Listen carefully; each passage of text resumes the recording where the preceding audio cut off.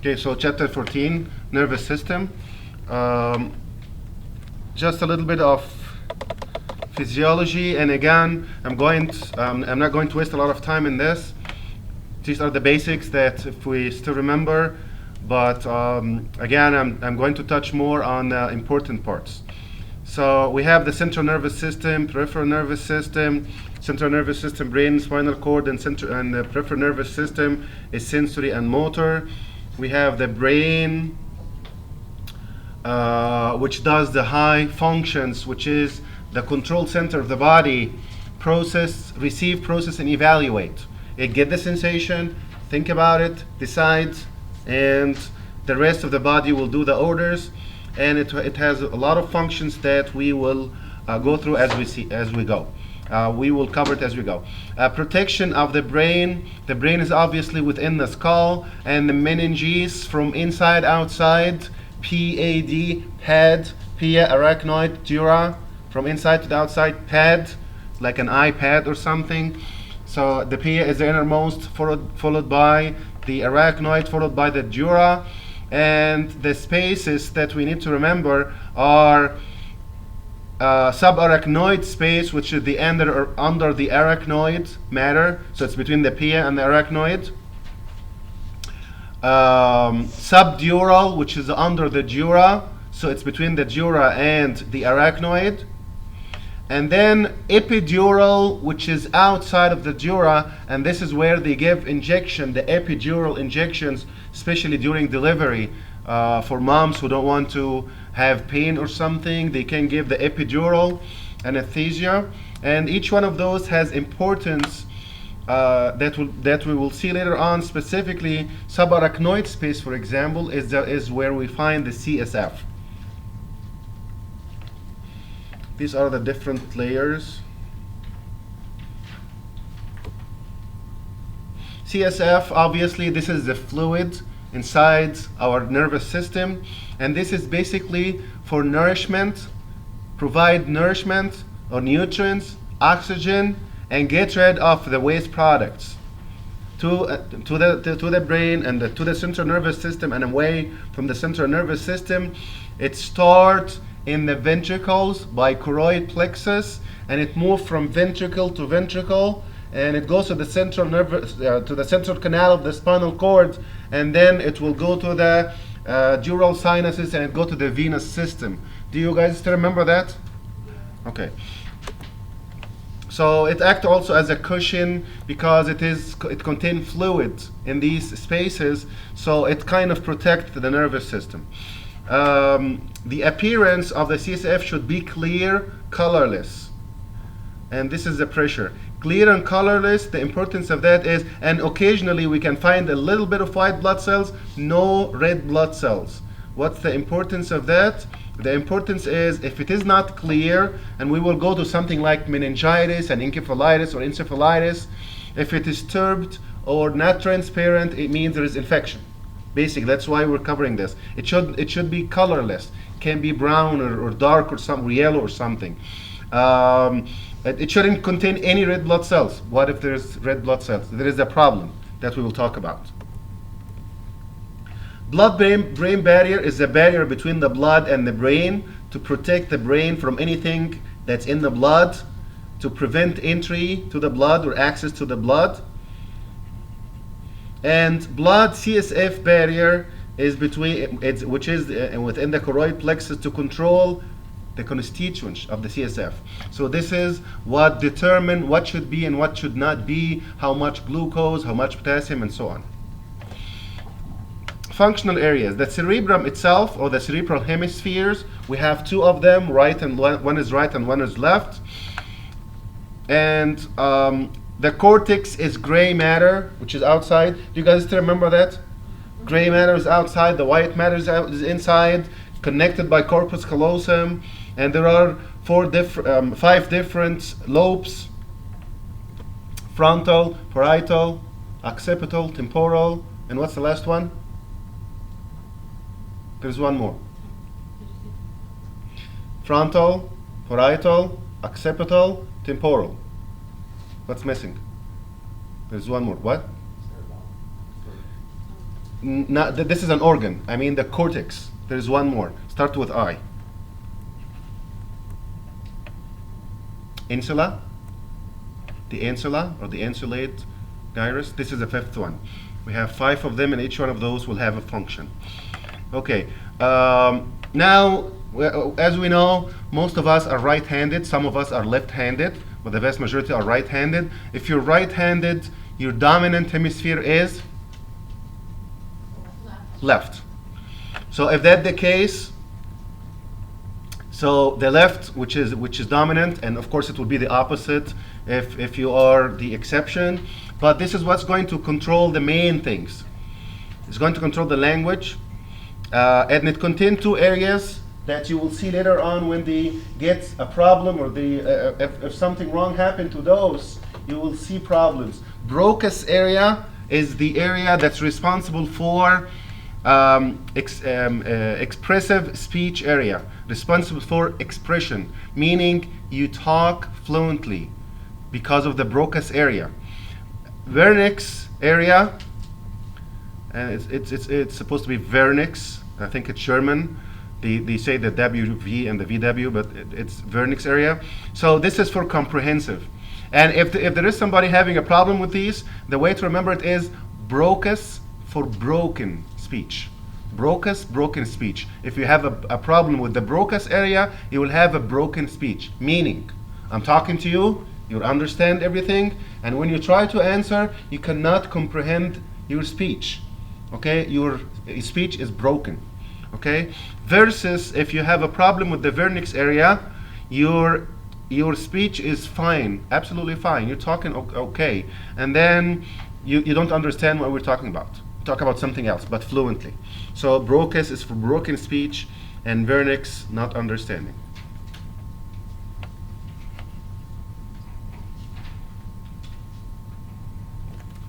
The frontal area, the prefrontal area, is for cognitive behavior. And I'm not going to go through the details, but remember one thing about each one of those. Basal nuclei coordinate skeletal muscle activity. Coordinate skeletal muscle activity. Limbic system, 2 M's to remember, 2 M's. Limbic, contain M, it's responsible for memory, M, and emotion. Emotion. Limbic, memory, emotion. That's good enough to remember. Basal nuclei, coordination of skeletal muscles, or basic coordination. Basal nuclei, basic coordination of the skeletal muscles. Diencephalon contain thalamus and hypothalamus. The thalamus is a relay station for all incoming sensory impulses, and the way I remember the thalamus, or I would describe the thalamus, is it's like the secretary of the brain. When you go to any office to go to the manager or something, you don't see the manager right away. You go to the door, you see the secretary. Yes, how can I help you? I need an application for this job. Okay, I'll give you the application. Did you see the manager? You didn't see the manager, right? There is no need. I need an appointment for something. I have this problem. She can take care of it. But if there is something important, she will say, okay, just have a seat for a minute, go to the manager, this person needs to see you, and then you can see the manager. So it is filtering out what's important and what's not important. This is exactly the thalamus. We send all the sensation to the thalamus, and the thalamus will sort it out. This is not important. I don't have to keep my brain busy for something that's continuous, that's happening every day, and that's not even important. Example, you're having chronic knee pain. Okay, it's not severe, it's happening every day, 24 hours a day.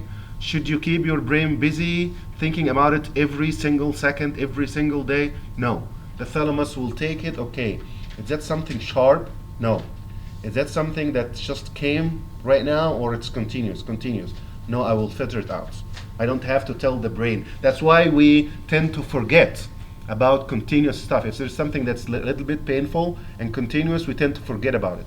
Thalamus is suppressing the sensation. While if there's something that's a sharp pain or something that's not continuous, the thalamus cannot afford to hide that from the brain, and it will let the brain know. So it's to relay the different sensory impulses, and it will sort it out and decide which to go to the brain and which is not. Hypothalamus. Most important thing is coordinate the nervous system with the endocrine system. And it is considered the top management of the endocrine system. This is the most important thing to remember. There are other things like emotion and sex drive and stress and everything else, but when you go to the abnormalities, this will be the most important thing. Brainstem. The medulla, most important thing to remember about it is the basic reflexes. Basic reflexes, like your breathing. Who decided that you have to breathe this way? Your heart rate is 70. Who decided that your heart rate should be 70? You have a reflex, you're coughing. When you drink something and go to the respiratory system, you're going to cough, for example. Swallowing. So it's coordination of the reflexes, all the basics. The pons will help oversee the medulla, so it's a little bit above the medulla, and the basic centers and reflexes. So centers, reflexes. Medulla, centers, and reflexes. Having different centers and reflexes. Like what? Respiratory cardiovascular centers, and reflexes like cough, swallowing, and so on. Reticular activating center, the most important thing to remember about it is wake, sleep, cycle. Okay? Reticular activating system, or reticular formation. So this is what we train to when are we going to be awake and when we're going to be sleeping. So wake or awareness. If this is broken, coma will result. Awareness.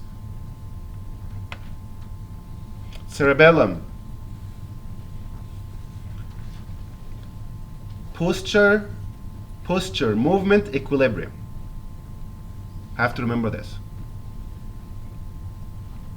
Okay, posture, movement, equilibrium. And these three are actually related to each other. Like you're walking or something. You need to maintain your posture. You need to coordinate your movement. You need to keep your balance and equilibrium. So this is what's the function of the cerebellum, the basics. Okay, if you remember the central sulcus, anterior to the central sulcus, what is it called? The gyrus, or the gyrus that's anterior to it. Anybody remember? Precentral gyrus. Remember that? Precentral gyrus and postcentral gyrus. Precentral gyrus is the primary motor area. This is control all primary movements. Primary motor area, which is the precentral. The postcentral is primary sensory area, meaning different types of sensations will end up going to this area, general sensations. Occipital vision. Occipital vision. Temporal, to remember it, your ears. Your ears are close to the temporal region, right? So the temporal lobe is responsible for hearing. Occipital vision. Okay? Parietal understanding, which is a sensation. Frontal is usually for decision making and memory. Blood supply of the brain. We have 3 cerebral arteries, anterior, middle, and posterior cerebral arteries that come from a circle that's called circle of Willis.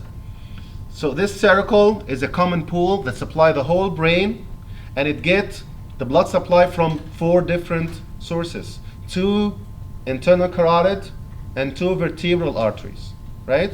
The 2 vertebral will unite together to make the basilar, and the internal carotid from one side, so you have the basilar here, the 2 internal carotid from here, and they make a circle. This is a circle of Willis.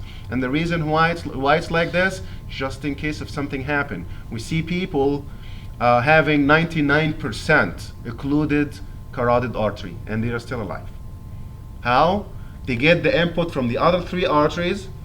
It all pours to the circle, and it distributes less amount to each part of the brain. So they will not live like perfect, but they are still alive, and everything is just functional. Here is the circle of Willis. Again, I don't add any information. Occasionally, I add a couple of pictures or something. So you can find that online. It's very easy. Here it is, the vertebral. We have two vertebrals. We have two internal carotid. So this is what brings the blood to the brain. The two vertebral will make the basilar, which will end up being the posterior cerebral. It is a posterior. And then you have the posterior communicating going to the internal carotid, and the internal carotid will continue as middle cerebral. So this is the second one, and then the rest will be the anterior cerebral. So we have anterior, middle, and posterior cerebral. The three of them are coming from the circle of Willis. The venous drainage, on the other hand, is going to collect from the brain after the brain take what it needs, oxygen, nutrients, and so on. The rest is going to leave, the blood's going to leave through the dural sinuses, which are sinuses between the dura mater, which is the cover of the brain, between the folds of the dura mater, and it's going to go back to the venous system. There is an autoregulation in the brain that dilate the blood vessels that's going to the brain in case of decreased oxygen or increased carbon dioxide. We have 12 cranial nerves. Some of them are motor and some of them are sensory and some of them are mixed. So this is, if we wanted to go through it or something, you can refer to this table. Spinal cord and spinal nerves. The spinal cord is exactly the opposite of the brain. The brain is white inside and gray outside. The spinal cord is the opposite. It's gray from inside and white outside. And what's gray and what's white? What's the difference? What makes the color? Myelin sheath, yes. The myelin sheath, the color is white. The gray is the color of the naked axon. The naked axon, of the axon itself, the body and the axon, is gray in color due to the nestle bodies. But if you put myelin, the myelin is white, so the white matter is myelinated and the gray matter is demyelinated or unmyelinated. And we have horns, 3 different horns: anterior horn, posterior horn, and the lateral horn. Do we have a picture here? Yes. If you look at this picture here, this is the anterior horn, this is the posterior or dorsal horn, and this is the lateral horn. What's the function of each one of those? Dorsal horn is where the sensation enter. Anterior horn is where the motor command leave. Lateral is responsible for the autonomic nervous system. Okay? So these are the basics that we have to remember. The dorsal horn is to receive, this is where the sensation enter to the spinal cord. The anterior horn is where the motor command leave the spinal cord. Okay? The lateral horn is for the autonomic nervous system, sympathetic and parasympathetic. Okay?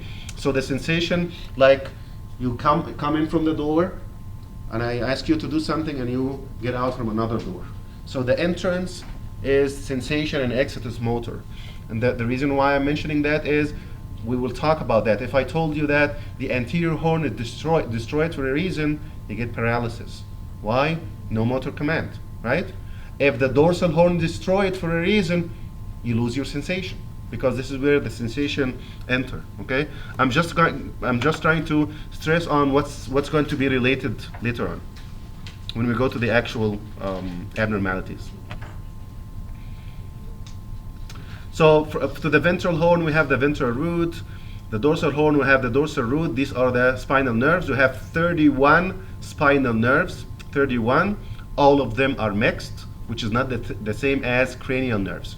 Cranial nerves, we said we have some sensory only, some are motor only, and some are mixed, carry both motor and sensory. If you guys don't remember anything that I'm talking about right now, just let me know. Okay, raise your hand if you don't remember it, and I'm not going to go through the details, but I can at least refresh your information about it. So the ventral, each spinal nerve will come from two roots. The ventral root, which is also called anterior, this is a motor because it's coming from the anterior horn. The dorsal root, which is bringing the sensation to the dorsal horn, so this is called the dorsal root. So spinal nerves are mixed. Reflexes. Reflexes are the basics that's keeping our body functional. The information go to the spinal cord. The spinal cord will make a reflex. Example, why, if you touch something that's hot, for example, you would try your hand right away, right? You don't think about it. It's not like you're touching something, it's hot, it's hurting, it's going to burn my hand. You don't even think, right? Immediately. How about if you're sleeping and you touch something hot? You're going to withdraw your hand, right? Why? Because this is something that goes from the receptors to the spinal cord back to the organ itself. Goes just like a reflex. Your brain will be aware of the important stuff. Okay, so your brain will know, but you have to act right away. You don't think about it. These are the basic reflexes. There are different types of reflexes, depend on, do I have an interneuron? Do I have a neuron in between? So it goes like this. This is the brain, the spinal cord.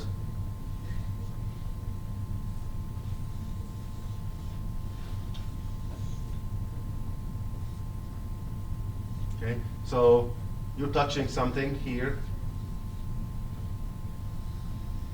Information goes like this. So this is the dorsal with the sensory. This is the anterior where the motor go to the muscles. The muscles contract and you pull your hand, right? If it goes from afferent to efferent, like this is called a simple reflex. If there is a third one in between, so it goes like this is called the long reflex. And if you have one in the middle, this one is going to tell the brain what's going on. Okay? So if it's a short reflex, the brain is not even aware of it. Just it goes automatically. Afferent, efferent, afferent, efferent. If you have third one in between, which is the intermediate, it will go to the brain. So the intermediate one is, or the interneuron actually, the interneuron is like the spy. If the interneuron is there, it will tell the brain. If it's not there, nobody will tell the brain. Okay, conduction, just an idea about the neuron. You have the dendrites, you have the body, you have the axon, and then you have the axon terminals. These yellow stuff is supposed to be white. This is the myelin sheath, and the myelin sheath is there to protect the axon and to accelerate the movement of the electricity there. Okay, so it goes like this. Electrical signal is coming, and it jump, it will go faster. If you don't have any of this, it will go like this. You have to go through every single part of the axon.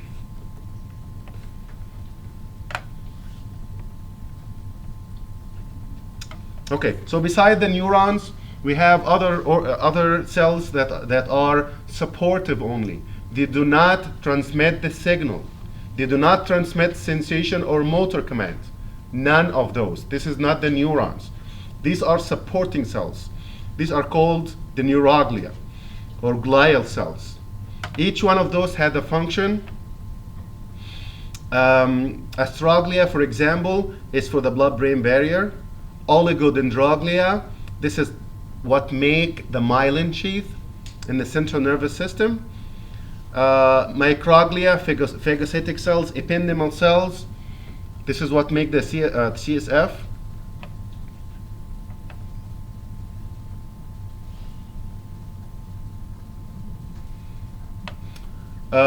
If a damage happened to the axon or something, it can actually regenerate. It's basically the central nervous system does not regenerate. The peripheral nervous system can. So anything in the brain and spinal cord, if it is gone, it's gone. Anything outside, it can. Depend on the degree of the injury and the location, but it can regrow. This is how it goes. If this part is broken or damaged, and this is the peripheral nervous system. So here is the axon itself, the yellow. The myelin sheath, which is covering out here, is going to surround the area first, and then here is the myelin. It's going to regrow, and then the axon will reconnect again. So myelinated is faster than unmyelinated. Synapse is from the end of one neuron to the beginning of the next neuron, or from the end of the neuron and the muscle. So anything of that is the synapse, but it's more if we're talking about the neurons, it's from neuron to neuron. And the one before, goes in one direction, right? Do you remember that? Goes from the dendritus to the body, to the axon, to the terminals, to the dendritus, to the body, to the axon, to the terminus, to the dendritus. It doesn't go the other way around, okay? So the one that's before the synapse is called presynaptic, and the one after is called postsynaptic. Neurotransmitters, these are the chemicals that cross the gap. So if this is one neuron, it goes like this. This is the dendritus, body, axon, it goes all the way, and then it will end. And here is the next one. And there is a gap in between. Electrical signal cannot jump the space. So in order to connect, you're moving from here to here and you're fine. How can you cross this? Neurotransmitter, a chemical, released from the end of this one, cross the gap, go to the next one, and then you break it down. The most important of those is acetylcholine. Acetylcholine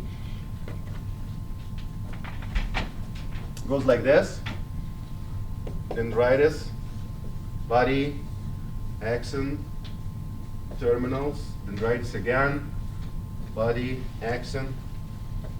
Okay, so in this area, neurotransmitter is released in this gap to cross the gap for you, and this is the only function. It just goes from the end of the first one to the beginning, from the presynapse to the postsynapse, and then the fate is, what happened to it? You break it down. Acetylcholine, the most important one. Acetylcholine cross the gap, go from presynapse to postsynapse. You did the job. You told the postsynapse what's happening, and then you will be broken down. Broken down by an enzyme that you need to remember. It's called acetylcholine esterase, or ACHE. Acetylcholine, which is the same name, esterase. This is the enzyme that's going to break down acetylcholine. So, here is a signal coming to the axon, to the end. Acetylcholine, cross the gap, go to the postsynapse, create a signal, go through the neuron, neurotransmitter, cross the gap, next, next, next. After the acetylcholine do the job, you need to break it down, okay, to acetyl and choline. What if you don't have acetylcholine esterase? Acetylcholine will accumulate, and it's going to stimulate the next neuron over and over and over again. And this is a problem with the nervous system. It's not supposed to happen like this. We're supposed to, once you're done, once the neurotransmitter do the job, that's it. Break it down, send it back. The neuron is going to remake it again, reform it again, that's fine, but you have to remove it anyway. You can't leave it there, because it goes like this, from the end of one neuron, go to the beginning of the next neuron, and keep doing like this, okay? You need to start the signal. You need to start the signal. Okay, signal is coming. You need to start the signal. Signal is coming. That's it. Break down. No, I didn't break it down. Start the signal. Start the signal. It will go like this until the central nervous system collapses. You have to get rid of it once you do the job.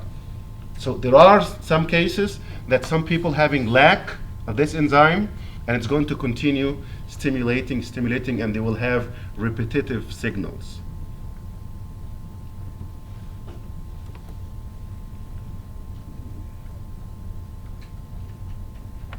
Okay, so here it is, goes to the impulse, neurotransmitter released, go to the next one, and then you get rid of it, destroy it by acetylcholinesterase.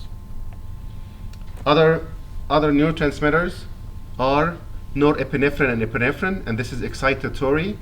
We have dopamine, serotonin, that's excitatory. We have GABA, that's inhibitory. Glycine, that's inhibitory, but it's not important. The most important of those that you have to remember is acetylcholine, which is excitatory. That's in the neuromuscular junction between the nerve and the muscle. Norepinephrine and epinephrine, this is excitatory in the brain and sympathetic. Dopamine, serotonin is excitatory in the brain, and the GABA is inhibitory. Okay. Autonomic nervous system is sympathetic and parasympathetic.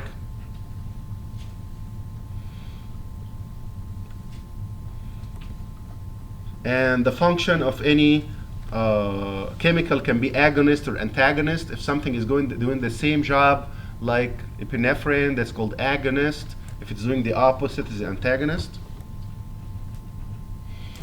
Sympathetic nervous system, what happened during sympathetic nervous system?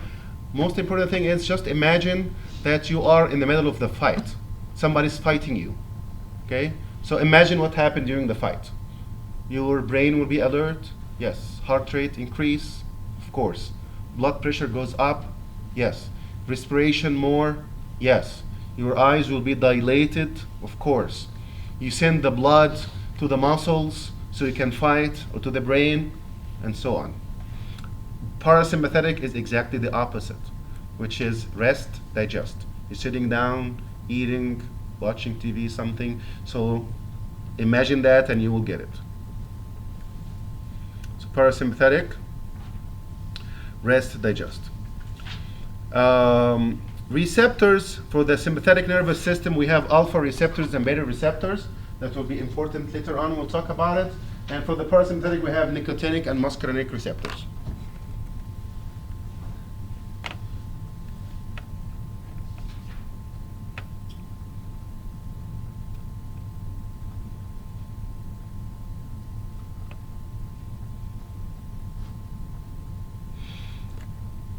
There are specific receptors that are actually important to remember.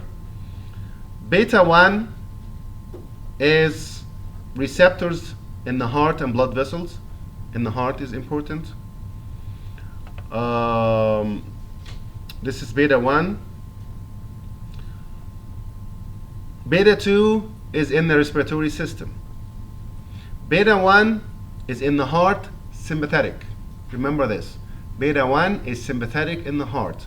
Beta 2 is sympathetic in the respiratory system. So what do you think when you stimulate these receptors? Again, beta 1 is sympathetic in the heart. What happened when you stimulate beta 1? What happened to the heart? Sympathetic. Does the heart rate increase or decrease? Sympathetic. You're fighting. Increase your heart. You will speed up. If you're fighting, what happened to your heart? Speed up, right? So heart rate increase. This is the beta 1. Beta 2, respiratory system. This is going to dilate your bronchi so you can breathe more. Okay, sympathetic situation. So those two are specifically important. The rest are also a little bit important, but not as important as this, because it's going to help us later on when we talk about these receptors in details. Okay, neurologic dysfunctions.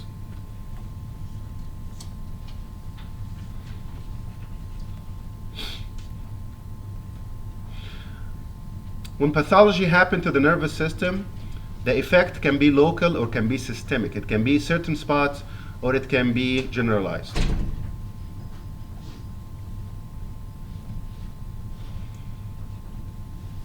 When a lesion occurs, they usually divide it into two parts. Is it above the tentorium or under the tentorium? Do you remember the tentorium? The tint that separates the cerebellum from the cerebral hemispheres above? Is it above that in the cerebral hemispheres or under that, and the cerebellum and the brainstem.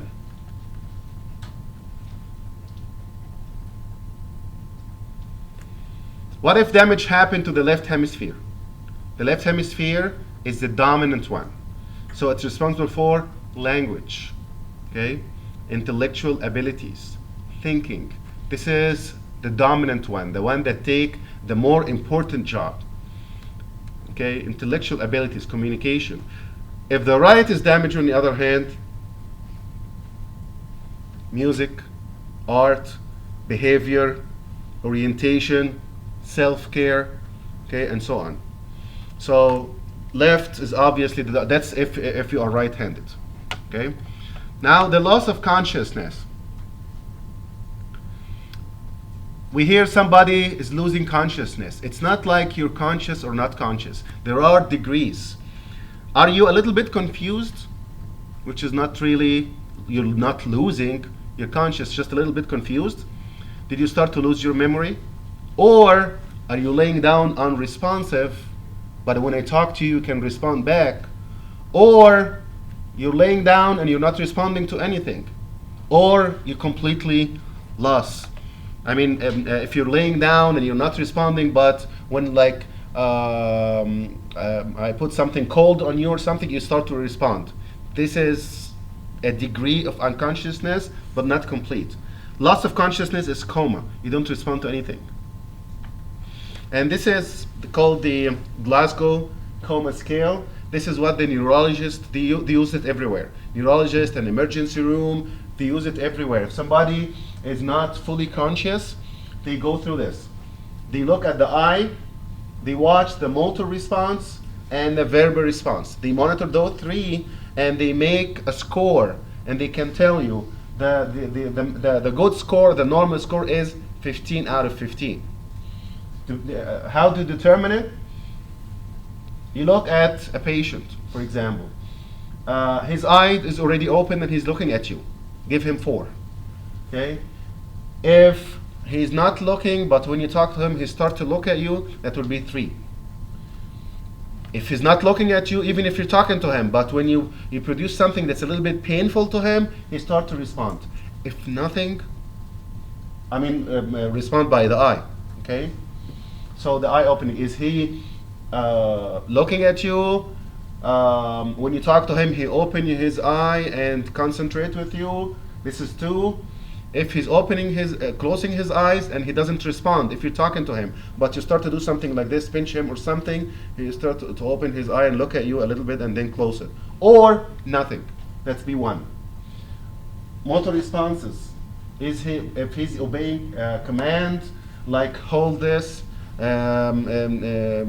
give me your hand, give me this, write down, do something. If he's obeying, give him 6 out of 6. If he knows where is the location of the pain, that will be 5. But he's not obeying the commands. But at least when you do something painful, he can say, yeah, I feel pain here. If you cannot localize, but normal flexion like this, like you get something something painful, whatever, like a pen or something, and you do like this, and he start to flex. Okay, this is not good, but it is 4. Abnormal flexion is like this. You do it like this. Instead of doing this to go away, it go towards you. It's the opposite. Okay, so that's going to be decorticate, meaning the cortex is having a problem. Okay, abnormal flexion is better than extension. Nothing at all. So you do whatever you do, and the muscles are not moving, and nothing is moving. That will be 2, which is the minimum. Verbal response. As you see doctors saying, can you tell me what day is it today? Can you tell me what time is it? How old are you? And so on. That will be oriented, that's 5. Confused, you need to think and try to come up with the answer, that will be 4. Inappropriate words, you ask and they respond something that's irrelevant. That will be 3. Incomprehensive, you cannot understand. That will be 2. Nothing. That will be 1, and you add up 4 from here and 2 from here and 4 from here. That would be 10. So 10 out of 15, and that's the scale. Okay. Vegetative state is somebody who's losing awareness and mental capabilities. And this is usually damage of the brain. The brainstem is functional. The brainstem is okay. And the brainstem is keeping the basics. He's breathing, his heart is fine, reflexes are okay, but the awareness, he's not aware. This is called vegetative. Locked-in syndrome is this person who is completely paralyzed, still breathing and he's still alive, but he is laying down paralyzed, and you talk to him and he cannot respond. But you say, I know that he understands what I'm talking about. He's like looking a little bit, trying to look right and left, trying to tell me something, but he can't. He cannot express anything. That's called locked in. Okay? He can actually think, and he's trying. He's trying to tell you something, but he's locked in, paralyzed. So they cannot communicate. How to tell if the brain is dead or not? EEG should be done. If it is flat, it's dead. You start to see the functions, examine the functions of the cortex. None of the functions is working. The reflexes, that's the responsibility of the brainstem, are absent. Respiration, for example, like somebody on respirator or ventilator, and once you take off the ventilator, they stop breathing. Give them some time, maybe they will continue, they don't. And then you do the artificial respiration again. Once you wean it off or stop it, they stop breathing. So this is obviously the brainstem is not working anymore, it's brain death. And to tell that this is, the brain is dead, two physicians have to decide. So one is not enough. Two physicians, and they have to sign that this person have brain death, otherwise they cannot decide, because brain death means disconnect everything and he's gone. Motor dysfunction. We have the upper motor and we have the lower motor neurons. What's the upper motor? It's from the brain. The brain is giving a motor command, like I decided to move my hand, for example. This is upper. So it goes from the brain to the spinal cord, upper. And then from the spinal cord going to your hand, that's the lower part. If the upper is bad, or if it is dysfunctional, there will not be voluntary movement. Can you bend your hand? No. Can you hold my hand? No, can't. I try, but can't. And this is in the contralateral part. Okay, so like this. Can you hold this? Can you hold it? I can't. Just try. I can't. And this is the left. It means there is something wrong in the right side. This is the upper part.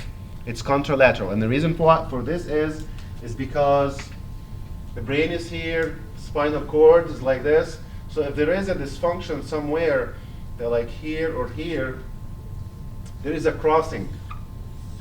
Okay? So if this is bad, it means the left. If the left is bad, it means the right, okay? So if the left is not responsive, and we're talking about the upper motor, it means there is something on the right side. Of the right hand, it's the left side. This is called contralateral. If it is the same side, it's called something lateral.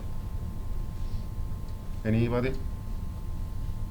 Contralateral means you're having a problem one side, or you're seeing the problem one side, and the origin is coming from the other side. It's called ipsilateral. Ipsi means same. So if it is in the same side, it's called ipsilateral. Lower motor, on the other hand, which is the peripheral nerve itself, going from the spinal cord and go to the muscle itself, it's going to be same side. Why? Look at this here, because it happens something like this. So it's the same side. Upper motor, contralateral. Lower motor, same side.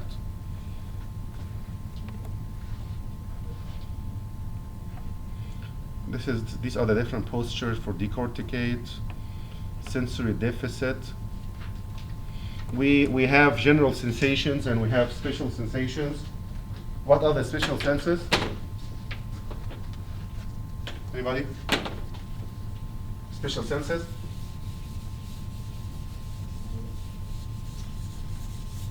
What is it? What are your special senses? Hearing? Sight? Smell? Taste? No, touch is general. Equilibrium. Equilibrium or position. Sorry, equilibrium, not position. Touch, pain, temperature, position, and vibration, that's the general ones.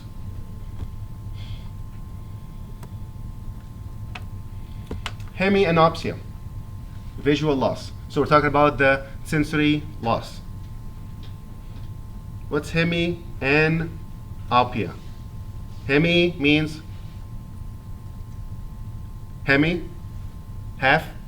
Hemi means half, like semi, same thing. Hemi, half. An means no. Opia, like optic, vision. So no vision in one half. Hemianopsia. And this will happen if there is a problem with the optic chiasm. If this is one eye, and here's the other eye, this is the optic nerve, optic chiasm, and then the optic tract. If something happened to this, optic chiasm, half from this and half from this will be affected. This is called hemianopia. Hemianopia.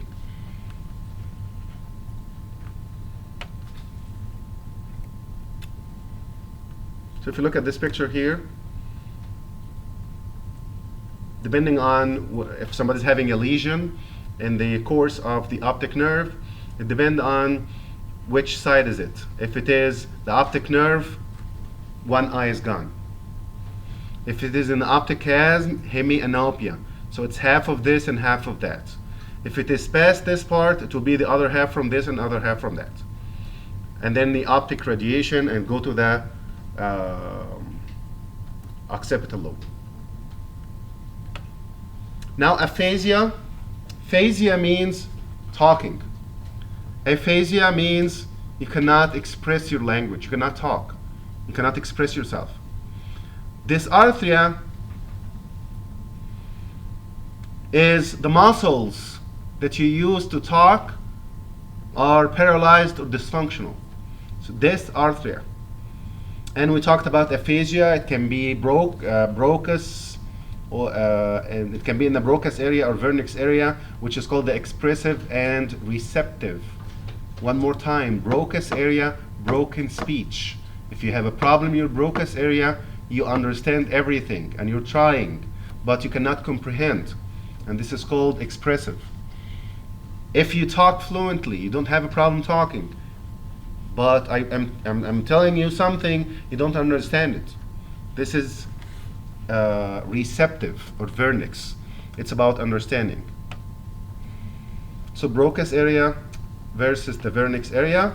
And if it is global, none of them. You don't understand and you cannot even comprehend. Both of them. Maybe somebody's having an accident and both areas are damaged for some reason. This is called global. So it can be expressive or motor. It can be receptive or sensory. It can be global, meaning both areas are damaged.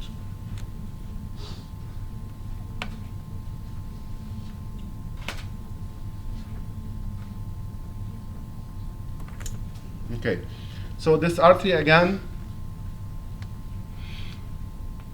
you're having a problem putting the words together, articulating the words. You put a word from here and word from there, you do not connect the words together. So you don't make sense at the end. Dysarthria. Agraphia means writing is impaired. Alexia, reading is bad. You cannot read. Agnosia, you cannot recognize or associate. Like, what is this? I don't know, it's a metal. Yeah, what kind of metal is it? I don't know, it's just a metal. No, this is a bike. What is this? This is a rock. No, it's not a rock. This is the pyramids. This is like this and that. So they cannot recognize things. Who is this? This is a person. Yeah, who is he? No recognition. Or association. What is that for? I don't know. What's this phone? It's a machine. Seizure. Seizure is coming from seize. When you cease to function, it's called seizure, which means convulsions. Convulsions are excessive discharge from the neuron. The nervous system exerts a lot, so you keep on contracting for some time, and then it should stop. If it doesn't stop, it's something else. It can be, if somebody's seizing or having convulsions, it can be due to inflammation, can be due to hypoxia. Maybe there is bleeding in the brain, something wrong happening in the brain, and it's usually something that can be resolved. It's not permanent damage. Something that's hypoxia, transient hypoxia, inflammation that can be resolved, bleeding that can be stopped. The seizure can be focal or can be generalized. The whole body is seizing, or it can start from certain parts and then start to generalize. And there is always something called the aura. Some people actually, they know that I'm going to get the convulsions in a couple of minutes. Some people know that. How? Because of the aura. The aura is when you get this sensation, you feel like a salty sensation in your mouth, for example. When I feel that, or you see flashes of light. So every time before the seizure comes, you see like flashes of light. Oh, the flashes of light are coming. I'm going to seize in a couple of minutes, and it actually happened. And this is something that's patients, if they're having this a lot, they can actually link them together. They know that it's coming, and this is called the aura. So generalized, the whole thing. If it is partial, it means part only that's affected, not the whole thing. And the types of generalized seizure can be absent. Absent meaning like this. No seizure, no convulsion, nothing. Just like this. Like staring like this. And this is usually for kids. Children are more affected to that. So it's called the petit mal. Petit mal is French. Petit means small. So petit mal is the seizure of the youngs or the children. So, and this is called absent seizure because it's not real seizure. There is no seizure. It is just a stare like this. You talk to them, nothing. This is type of seizure, but it is children. Tonic colonic mean there is tone and they do like this. Okay, there is a tone in the body and they start to move certain parts. Myoclonic is the convulsions of the muscles. If the seizures usually come and stay for a few seconds, maybe a minute or something, and then goes away. If it stayed for longer time, this is called status epilepticus, and this is very dangerous because it means it's not something transient. It's not something that's happening for a few seconds and it's going. It's something continue, and you try to take care of it, try to resolve it, you're not successful. This is called status epilepticus, and it's life-threatening because there is something going on that's not resolved. Hypoxia, not transient. It's hypoxia that's going on, that the body was not able to correct it. Glucose, you don't have enough glucose, and the brain, unlike other parts, like muscles, for example, your muscles can use something else, not necessarily glucose. Okay? In other parts of the body, the brain needs glucose. Intracranial pressure. As we know, the brain is within the skull, so there is no space for the brain to expand, right? Like your liver can expand. It's not hard. Even though there is a thoracic cage, but the liver can increase in size, and the space around it is fine. It's open. The ovaries can enlarge, and you don't even feel it. There is a space around it, but not the brain. The brain is inside the cage, which is the skull. So just a little bit of increase in the pressure, it's going to have severe effects. So the brain is inside the skull. If something happened, like fluids increase or blood or CSF or something increased for some reason, the pressure, intracranial pressure, is going to increase, and something like hemorrhage. The blood is leaking out of the arteries or the arterioles, and it is accumulating within the brain, and the brain is trying to expand, but it's limited by the skull. The pressure will increase. Cerebral edema. Edema is not hemorrhage. Edema is only the fluid part start to leave and start to accumulate, swelling the brain itself. Infection obviously is going to increase the size. Any infection that happened in any organ, the size will increase, right? This is the liver, the normal liver. Hepatitis, it will be like this. At the beginning at least, maybe later it will shrink, but this is advanced. But anything that's inflamed or infected, the size usually increase. So if the brain is infected, increase, and it's trying to expand, the skull is limiting it, and this is increased intracranial pressure. Something in the CSF, somebody's having a tumor, anything that increases the pressure.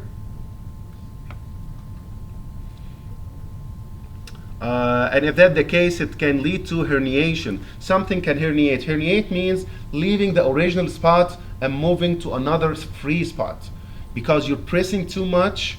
So you're pressing on the pons too much, and it's trying to escape from this pressure, herniate around, leave the original spot and so go somewhere else. Okay, this is very important, and you will see it a lot in different abnormalities. So you have to remember the signs of increased intracranial pressure, when to tell, how to know that this person is having increased intracranial pressure. The first sign is, which is not very obvious, but it's kind of leading, is decreased consciousness. Lethargy. He's like this. You're not awake and not energetic. You start to do like this. This is an early sign. Pupillary response, like we get a source of light, and you put it on the eye. When you do that, the eye should contract, right? When you remove it, it dilates. Put it back, right? But it goes like this. You put it and it goes like this. Okay, it takes some time.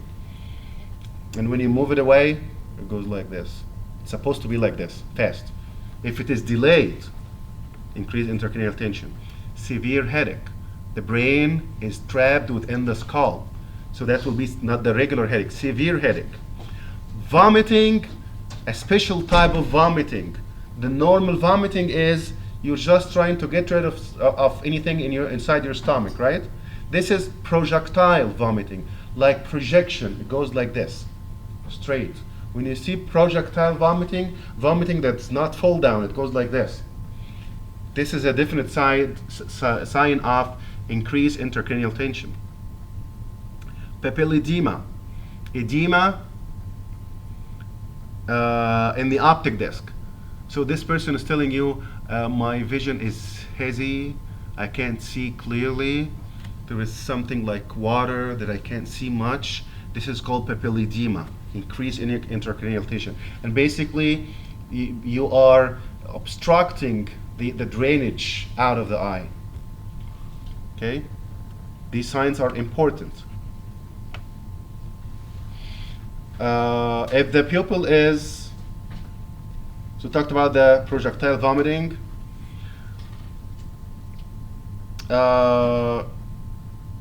Cushing reflex.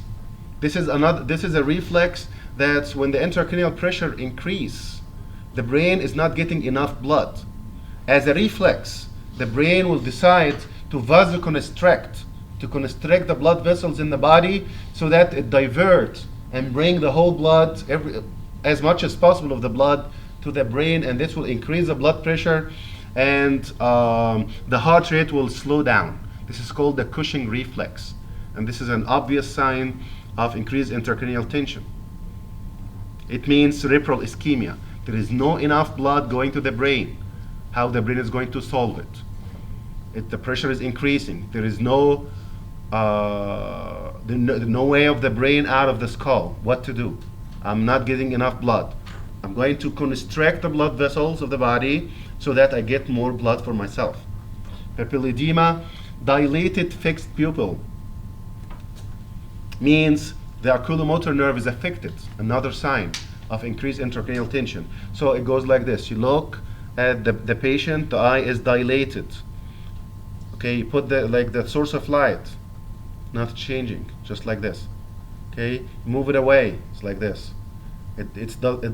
Normally it should constrict and dilate. It is fixed and dilated. It means the oculomotor nerve is affected. This is how the papilledema looks like with the ophthalmoscope.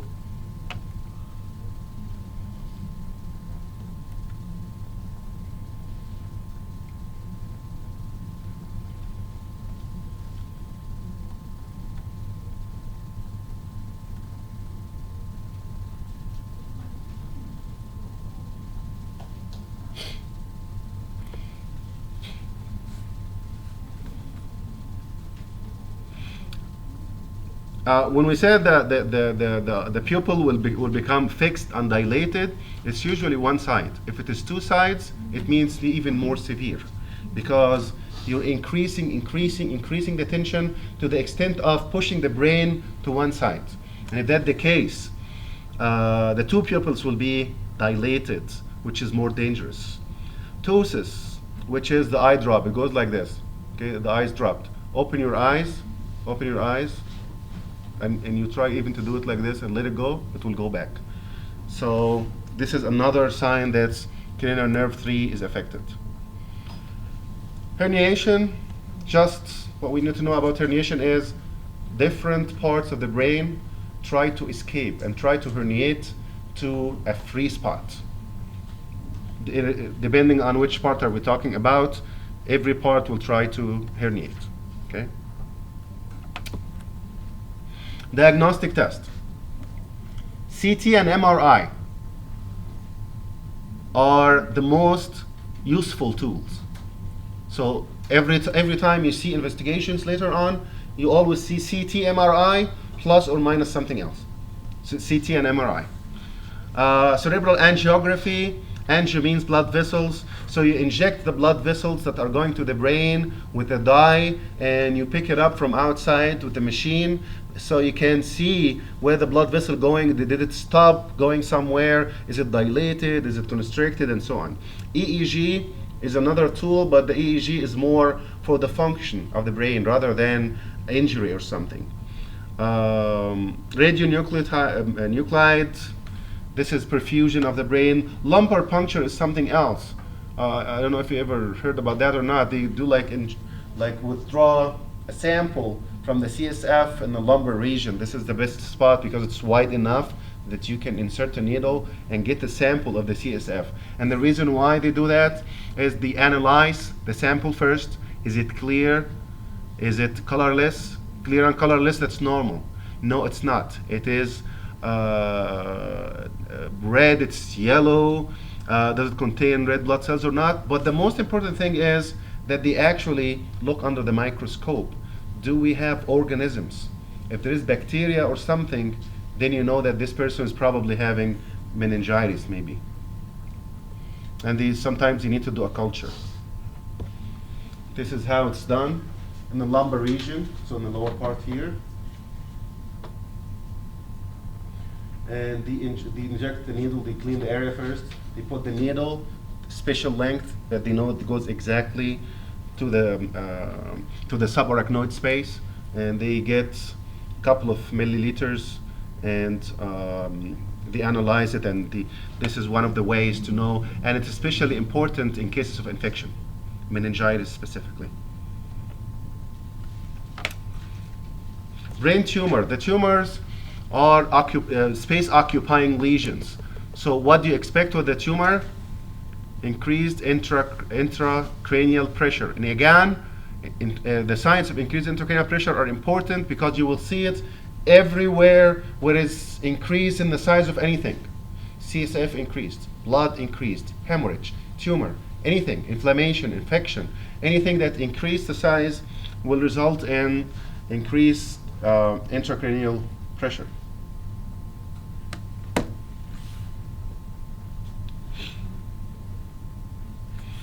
Gliomas is one of the malignant tumors that is one of the common malignant tumors, one of the most common in America, called gliomas. There's different types. Tumors can be in the brain itself or in the meninges. If in the meninges, it's called meningioma.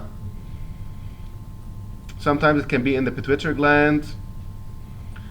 Tumors in general can be primary, meaning it actually started in the brain, or it can be secondary. And secondary specifically, it comes from the first spot that you start to think about is lung and breast. Like they did a CT for this patient, and they see 3, 4, 5 different metastases, tumors that spread. Okay, the first thing to think about, where should you look for the primary tumor? Breast and lung. This is the first part because breast and lung easily metastasize to the brain. It can go anywhere else, but this is a metastasis. So if there is a tumor in the brain, is it primary, meaning it's originating from the brain, or is it secondary, meaning it originates from the breast or the lung and it sends metastasis to the brain?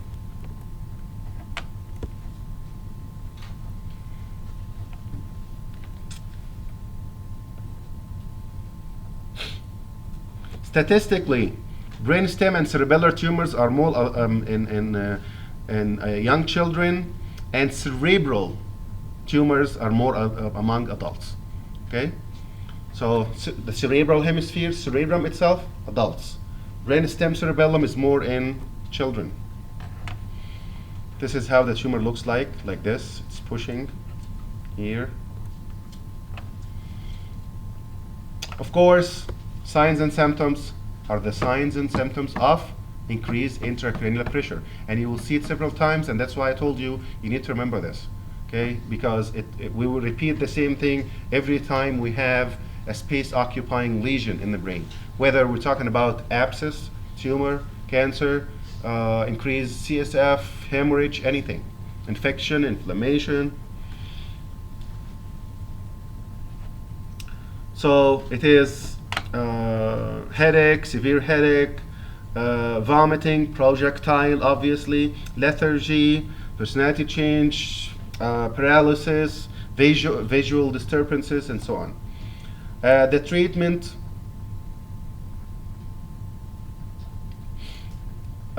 is usually surgery. If you can get to the tumor, you can resect it. If not, it's chemotherapy and radiotherapy. And there are some tumors that are known to be radio-resistant, so they know which is which. It's very dangerous, and the treatment, unless if it's one of the malignant, and the treatment in general, if you forgot it, it always goes like this. It's the same thing: surgery, and if it doesn't work, chemotherapy or radiotherapy, or combined. We do surgery and add some chemotherapy or radiotherapy just in case if there are remnants or something, if the excision is not good enough or the recurrence is high. Vascular disorders. If the blood supply to the brain is interrupted for some reason,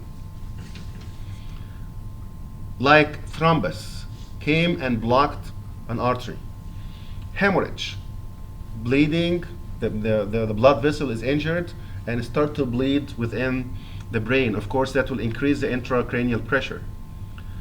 Global cerebral ischemia is the whole brain not receiving enough blood supply. Transient ischemic attack. Transient ischemic attack. It's an attack, is a transient attack of ischemia. Ischemia. Isch means less, emia means blood. So ischemia means less blood. These are attacks, transient attacks, meaning it come and go. Transient attacks of what? Of ischemia, low blood supply. It does not shuts off, should not shut down completely. It lowered dramatically. So this person might lose consciousness or something for a few seconds, and then he will be fine. And it goes like this. If this is the brain, okay, and this is a blood vessel going to this specific area, and something like this. It didn't completely occlude the artery. There is still a route, but just a little bit. That's what causes ischemia. Or sometimes some people having a problem with the muscles of the artery that they spontaneously, for no reason, constrict. So it goes like this.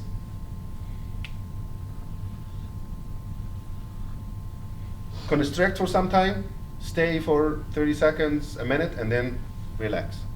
Okay? So during those 30 seconds or minute, the brain will be deprived, not completely, of blood and oxygen, less blood. There has to be some blood going to it. Otherwise, they don't call it ischemia.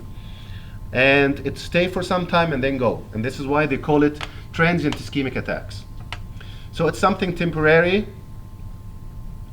And they call it actually mini stroke. Sometimes they call it mini stroke. Why it's mini stroke? Because the stroke is a deprivation of the brain of blood. If this deprivation is just a little bit of deprivation and it resolves, we call it transient ischemic attack.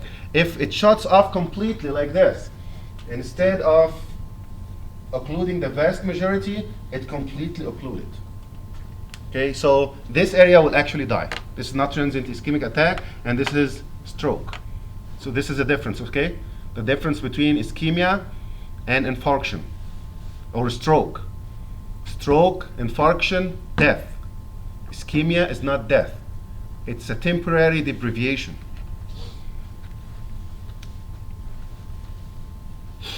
Small embolus, vascular spasm, atherosclerosis, this is all partial occlusion.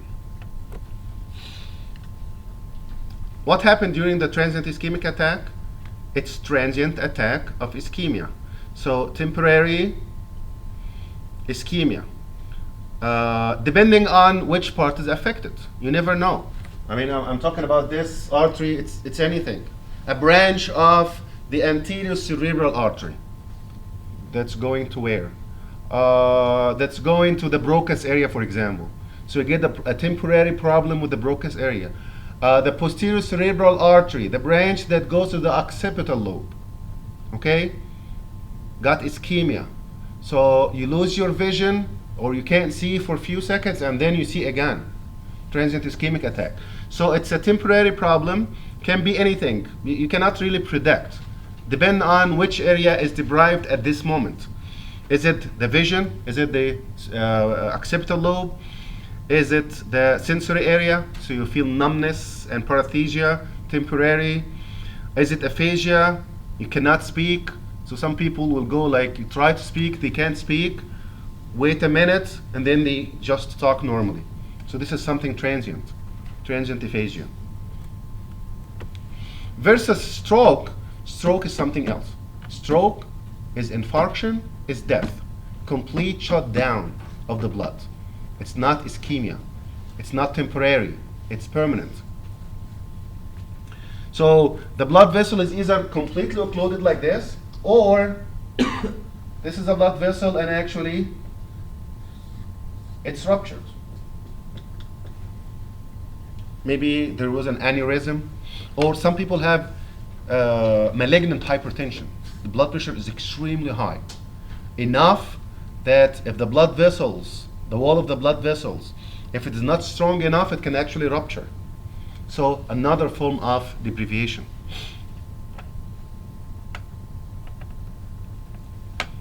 Okay, I added this part, just those two. So you can add 10 seconds and 20 seconds, that's all. They talked about 5 minutes. If 10 seconds of if ischemia only, this will cause loss of consciousness. And if you saw that like in the movies or something, somebody's like two people are fighting and somebody's holding and they do like this. for a few seconds and they let go, they fall down. Did you ever see something like that? They hold each other from the neck and push for a few seconds and let it go. This is 10 seconds. So 10 seconds is enough to lose consciousness. Nothing is going to die, nothing permanent at all. It's just loss of consciousness. If that continues for 20 seconds, electrical activity will cease, but it can regain. 5 minutes, in average, can be less or more. That's irreversible. The area that's supplied and got deprived, completely deprived, is going to die. This is a hemorrhagic infarction. So CVA, cerebrovascular accident. What's the cerebrovascular accident? Cerebrovascular accident. Accident that happened to the cerebrum due to a problem of the vessels. Okay, cerebrovascular accident. The artery is occluded. Embolus by atheroma, maybe. An embolus came, lodging the cerebral artery, or hemorrhage occur inside the brain, and the blood does not reach certain part of the brain. What's the difference between thrombus and embolus? It's kind of close, but there is actually a difference between those two. Is it like it can go to your brain or your lungs? A thrombus is stationary. A what? Thrombus is stationary. And moves and goes around, right? One is stationary and the other one move around? Very close, yes. Almost.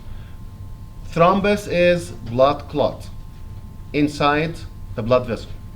Embolus is piece of it detach, like you said, and start to move around and go. But this is most likely. Sometimes the embolus is something else, but it's moving around.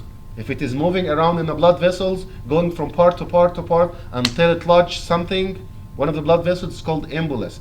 It can be fat, it can be air, not necessarily. But the thrombus is only blood clot inside the blood vessel. Okay, this is thrombus. Whether it's going to move or not, that's something else. But the definition is thrombus is blood clot inside the blood vessel.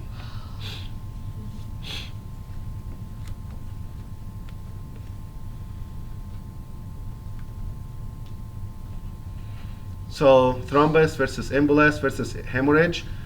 One of those, the embolus and the thrombus, both of them usually come from atherosclerosis, while hemorrhage usually come from hypertension and arteriosclerosis.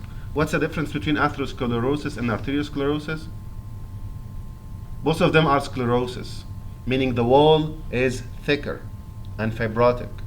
But what's athero and arterial? Atherosclerosis, arteriosclerosis. Yes, atheroma or athero means fat. So if the fat starts to deposit on the wall, this is called atherosclerosis. So it's a sclerosis, which is thickening of the wall because of the fat depositing on the wall. Atherosclerosis. Arteriosclerosis, on the other hand, is another thickening. Same thing. Both of them are thickening sclerosis, thickening and fibrosis. But why? Because of hypertension, for example. The blood pressure is increasing all the time, pressing on the wall continuously, so the wall has to become thicker. And this is atherosclerosis. And usually the thrombus occur gradually because the blood clots. So it can cause CVA gradually, while the embolus come out of nowhere, just in a few seconds, or hemorrhage can occur in a few seconds, and it can cause CVA. Increased intracranial pressure occur in the hemorrhage. If there is hemorrhage, it will increase the size of the brain, increasing the intracranial tension. While thrombus and embolus, this is a problem in the blood vessel. MRI is the most important thing to determine what was the pathogenesis, or what caused the stroke. But there are risk factors. If you see it in somebody, you know that this person might develop stroke later on. Diabetes, hypertension, systemic lupus, atherosclerosis.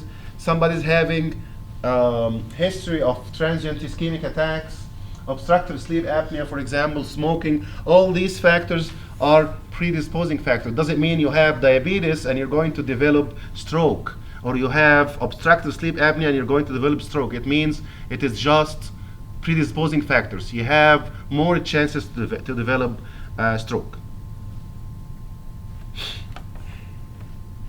Congenital malformations is something else, and increased age and so on.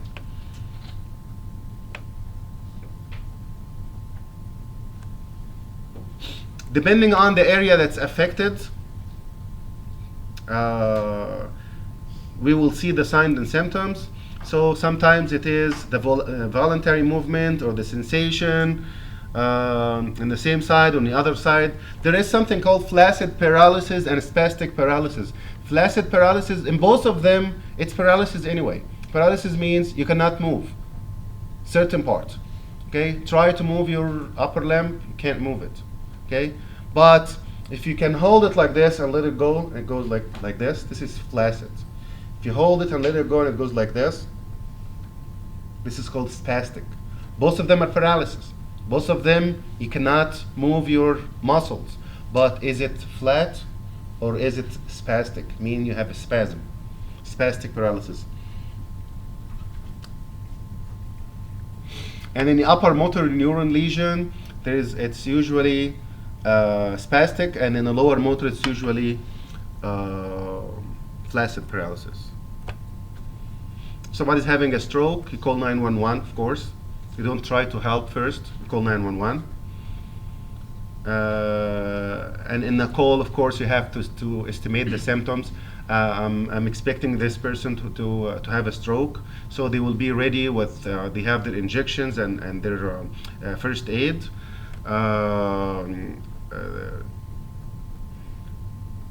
If there is a medical record or something for the condition, it has to be ready. So the first aid people or the emergency team will have an idea what to do, and they will inform the hospital.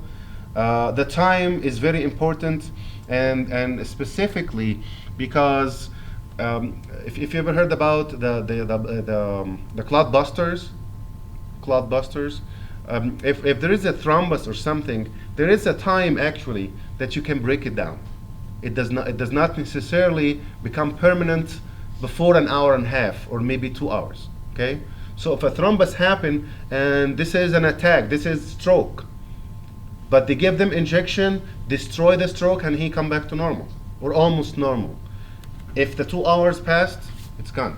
Okay, they give them some injections to buster the clots or to break down the clots. So clot busters, this is one thing, and of course this is only within 2 hours. After that, it's over. After that, surgical intervention maybe. Glucocorticoids usually used when we have increased intracranial tension or intracranial pressure for a reason. Glucocorticoid in general are very powerful anti-inflammatory. Okay, anti-inflammatory. So if the inflammation decrease, the size will decrease, and this will alleviate the symptoms a little bit. If it is beyond that, then physiotherapy, occupational therapy, speech therapy, and so on. What's the aneurysm? The aneurysm is a dilation of one of the blood vessels, and it's most of the time it's at the level of the bifurcation, like this, like here. See the bifurcation? We know the bifurcation, right? When the end of the blood vessel or the artery that's going to split into two divisions. So here, bifurcation, bifurcation, bifurcation. So most not necessarily, but most of the time, specifically in the brain, it's usually at the level of the bifurcation of one of the arteries. If it happened in the circle of Willis, we call it the Berry aneurysm. So what's the Berry aneurysm? It's an aneurysm that happened within the circle of Willis, specifically, not just cerebral.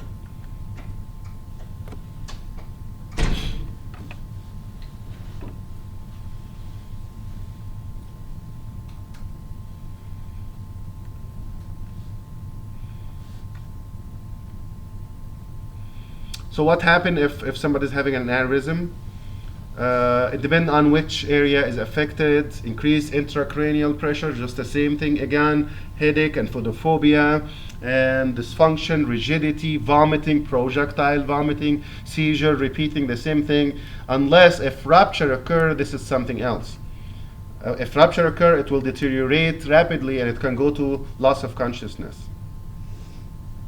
So they can intervene surgically, or they can give antihypertensive drugs, because the hypertension is what can actually rupture the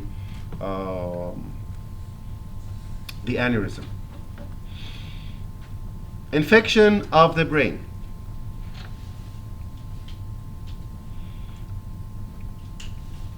The causing organism is different by age.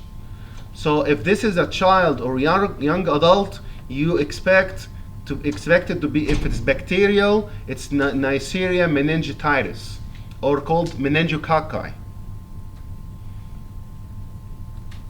Okay, so this is the most common pathogen, and this it usually goes by age group.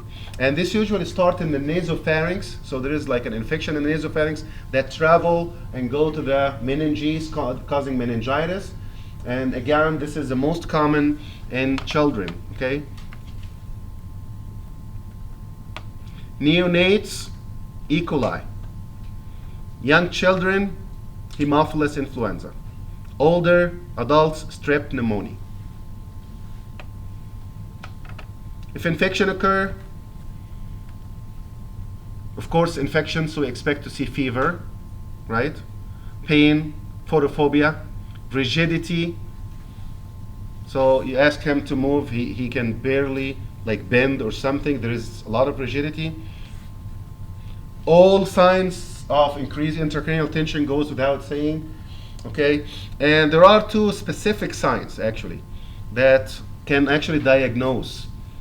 Of course, the investigation is what's going to confirm, but these signs, if you see it, I added this slide. You can find it, and I put it on the blackboard. And these are called Kernig's and Brodsky sign. These signs are, if this kid or this child is having meningitis, he's laying flat. When you start, if you try to bend his head like this, automatically watch his knee, he will bend his knee. It's always like this. So straighten him again, put him straight, push his head or bend his head up, flex his neck, and you will automatically see the knee bending. Okay? It has to happen like this. And this is called Brodsky sign. Kernig's sign, on the other hand, is put him straight, hold the legs and try to bend it. You cannot extend the knee completely. The knee will be like this. And you try to extend it, will go to a certain point and stop. So remember those two names, Brodsky and Kernig's. Those two signs are specific for meningitis. Otherwise, photophobia and the neck rigidity and the vomiting, this can be encephalitis, it can be abscess, it can be something else. But those two are usually more specific for meningitis. And it can go to stupor and seizure if it is more than that. The treatment in this case is, the diagnostic test or investigation is you have to get a sample of the CSF. The sample is definitive. If they see the bacteria, they can see actually the causative organism. Whether we're talking about the meningococci or Haemophilus influenza or E. coli, whatever the organism is, they can actually see it under the microscope. And they usually do culture sensitivity right away. So they take the sample, same sample, look at it under the microscope, and culture sensitivity, and they give him the treatment right away. Treatment, of course, that will need hospitalization. After they know what's the causative organism, they will give IV antibiotics, aggressive antimicrobial therapy, depending on what's the reason. Measures to take care of the ICP, or increased intracranial pressure and seizures, depending on how the seizure is. It bad? Is it not? It increased intracranial tension, how much? But glucocorticoid will help anyway. Glucocorticoid always help with anything that's related to increased intracranial pressure, whatever it is: abscess, meningitis, encephalitis, inflammation, infection, anything.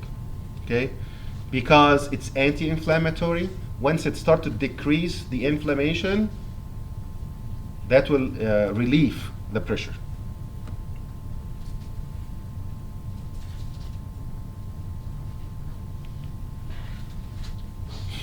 There is actually a vaccine for meningitis.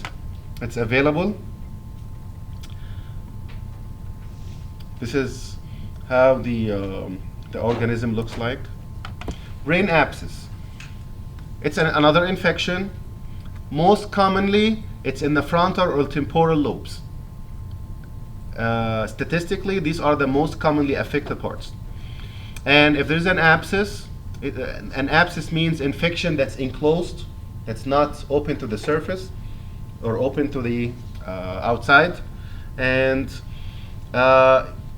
the brain abscess usually come from the ears, throat, lung, sinus. So there is nothing like it just happened like an infection of the brain. Where is it coming from? It's usually come from somewhere around in the head, ear, throat, around the head, ear, throat, sinus, and so on. And it can cause septic emboli. So this is a brain abscess, and it has to be evacuated. Encephalitis. This is infection of the brain substance itself, not the meninges. So meninges, infection of the meninges is meningitis. Infection of the brain matter itself, the parenchyma or the connective tissue, this is encephalitis. And usually that causes permanent damage. Sometimes some people have meningitis only, sometimes people having encephalitis only, and sometimes they have meningoencephalitis, which is both of them. Okay? They have both infection in both in the brain and in the meninges, meningoencephalitis. Of course, signs are increased intracranial tension, vomiting, lethargy, seizure, some fever, headache, stiffness, but not the two signs that I talked about. And this is how we differentiate between encephalitis versus meningitis. These are special types of encephalitis, but just understand the encephalitis in general. This depends on the organism. Lyme disease. This is a tick that can transmit an organism that's called Borrelia burgdorferi. This is the tick. If this tick is getting contact with the skin of somebody, they can actually get him infected with the Lyme disease. And the Lyme disease, the lesion, which is called the bull eye, looks like this, like redness, clearing, redness. So this is called the characteristic of the typical bull eye lesion. You see these lesions in the skin. Beside other things, the other things are not very specific, but this is specific because when you see it, it's diagnostic. Okay, sore throat, dry cough, headache, arrhythmia, neurological abnormalities, and so on. There are many things that can tell, but this is a specific one. And Lyme disease actually is more in the southern states, like something like Arizona or these southern states more, because of this specific tick is more in these areas, but it can be anywhere. So this is one of the types of the encephalitis that's known in America. Herpes simplex. This is another type that's caused by herpes simplex type 1. Rabies. Rabies is you got a bite by rabid animal, or sometimes it's a transplantation from tissue that's communicated, but most of the time it comes from an animal bite. And from the bite, it starts to go within the tissues and go to the blood and go to the brain ultimately and cause problems, irritation, headache, fever, and so on. Tetanus. Tetanus is one thing that that you should be aware of, that you think about if you got injured in an area that's not clean, specifically if something cut the skin deep enough, you have to think about tetanus. And most of us are vaccinated against tetanus, but sometimes they give another dose just in case. So if you step on something that open the skin or something, it can cause tetanus. And the organism is called Clostridium tetani.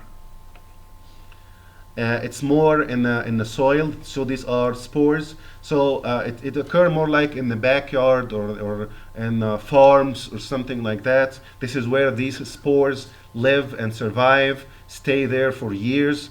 And if a wound or something happen, they can get an access to the body and enter. And if that's the case, you will see the tetanus with the very famous spasm goes like this if you leave it going. It's basically everything will be stiff. So jaw stiffness, the muscle spasm, swallowing, the muscles will stiff. So all muscles will be stiff anyway, neck stiff, headache. And the muscles of the respiration itself will be stiff enough that it can cause respiratory failure. Poliomyelitis. This is paralysis that can occur in the infants, and the causative organism is called the poliovirus. In each one of these diseases, you need to know the causative organism, the age group, the unique signs specifically. Not all these signs. It's not really helpful to remember all of them and forget the most important ones. There are specific signs that you need to remember. Treatment is usually almost the same. If you're talking about infection, antimicrobial, yes, okay. But what's specific?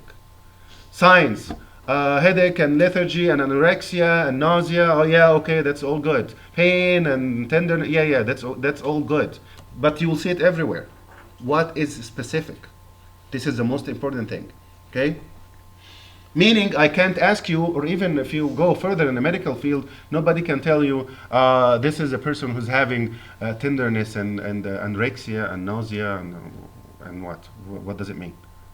That's all general symptoms. It doesn't mean anything. It can be like 50 different, but there are things that when you hear it should click, and you know that you're specifically, of course, you cannot know right away, but for the purpose of the exam, when you see specific things, like when I talked about Lyme, there are many things, but what's unique? When you see it, you tell this is Lyme disease, for example. Tetanus, what should you see in tetanus and you tell this is tetanus? Stiffness. It's generalized stiffness and contraction of the muscles.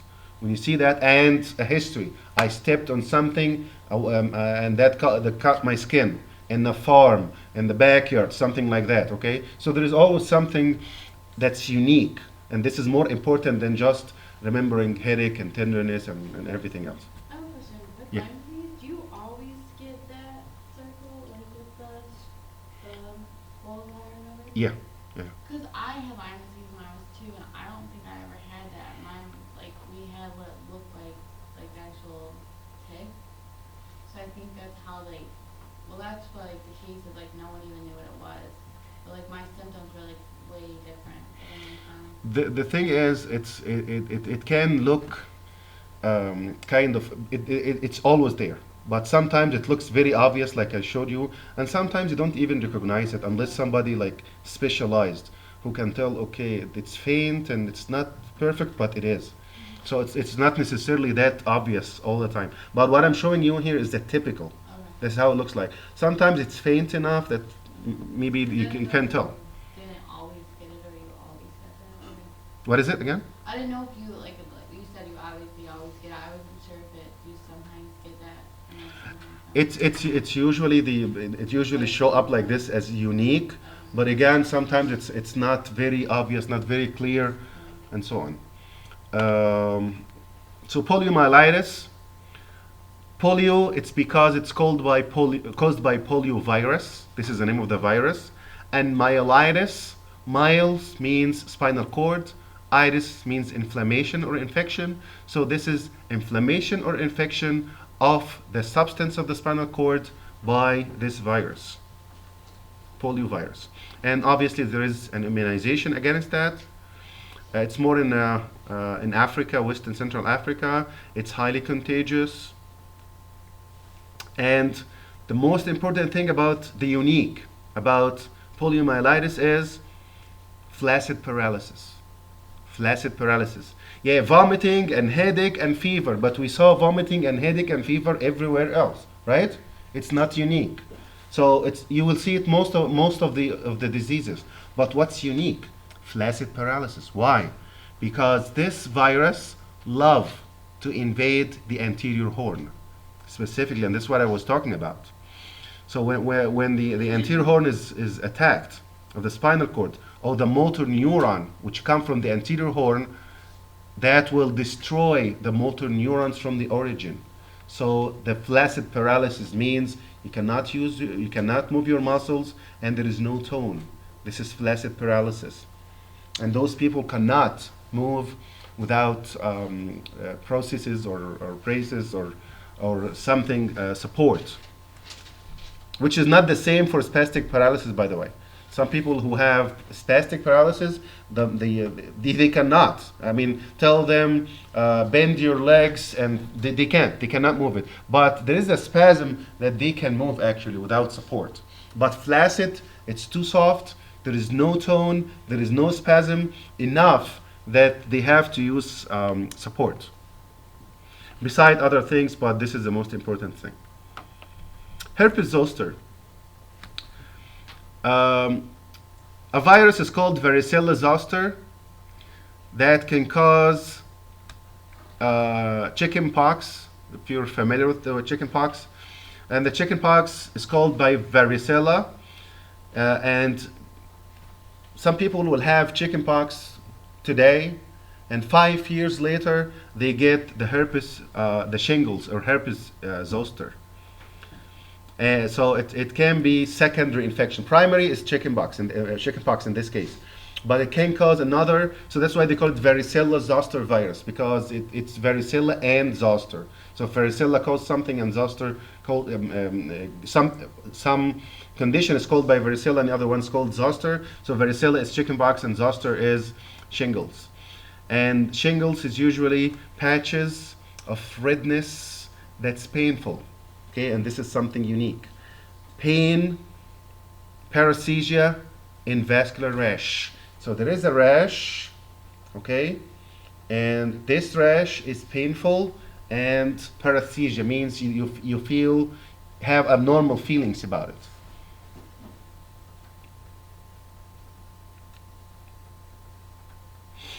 There is a vaccine for this disease, but for older people who are above 60.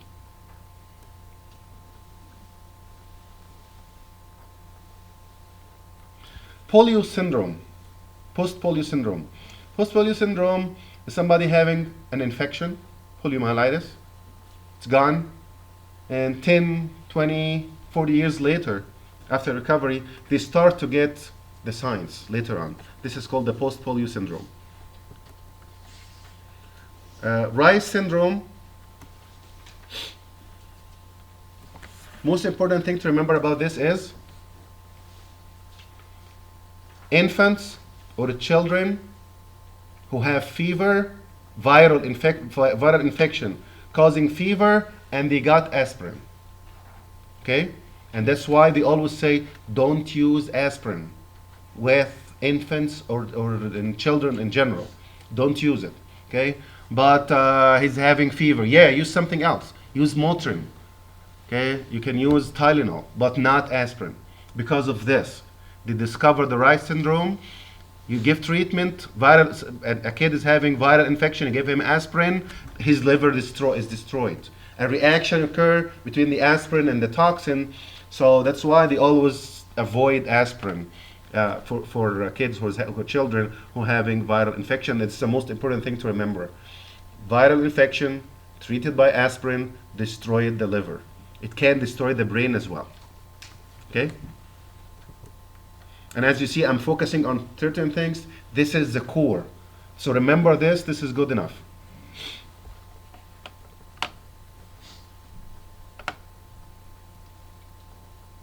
Guillain-Barré, this is somebody who's having infection, and after the infection he got some neuropathy, inflammation of the nerves, specifically of the peripheral nervous system. It can cause demyelination, and this is the actual problem, demyelination. He can lose the myelin, and the axon can be destroyed. What's so unique about this? Progressive muscle weakness and lack of reflexes. Progressive muscle weakness. His muscles are weak today, tomorrow weaker, after weaker, it goes down and down and down. So progressive muscular weakness and ascending flaccid paralysis. What do you mean? Meaning the calf muscles are paralyzed. Okay, today. 2 days later, the thigh is paralyzed. Give him a couple of days, it goes to the hip, is paralyzed. And then goes to the abdomen and goes to the upper limb. So it's ascending flaccid paralysis. Progressive muscle weakness, ascending, going up. This is what's unique about this. And unfortunately, it's, treatment is only supportive.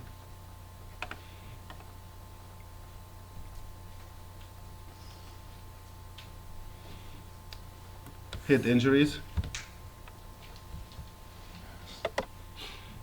Okay, so head injuries. What can happen in head injuries?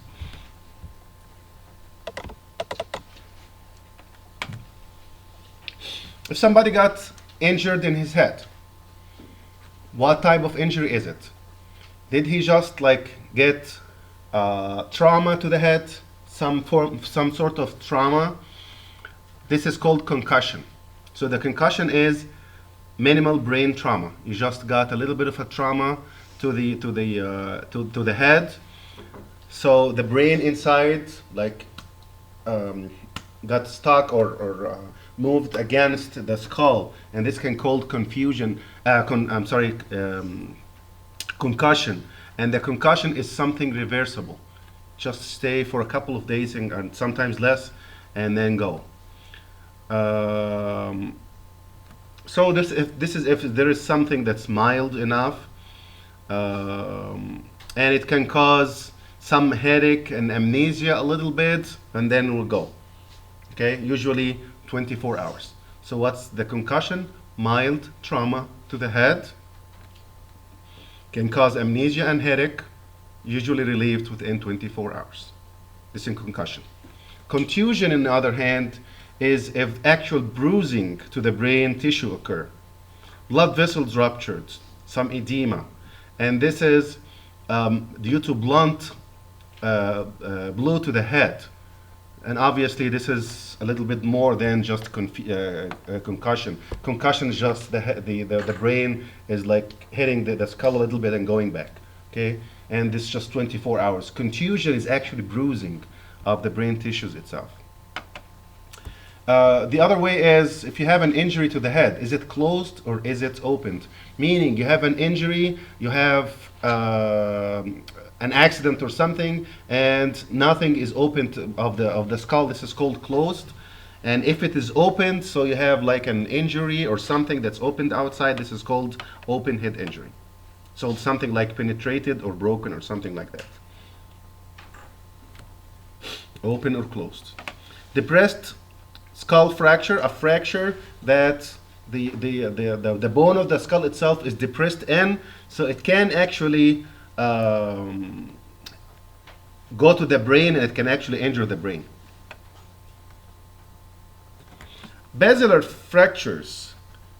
This is also called fracture base of the skull. The base of the skull that's here, if it is fractured, the unique sign is CSF coming from the nose, which means the base is broken down, so the CSF started to leak, got an access, and start to appear from the nose. So you see like clear fluid coming from the nose after an accident. This is fracture base of the skull. A countercope injury, this is usually something happening contralateral to trauma to the brain. It's usually acceleration or deceleration. Something like this. Go like this and go back. Okay, so this part will be injured in the back. Open head injury.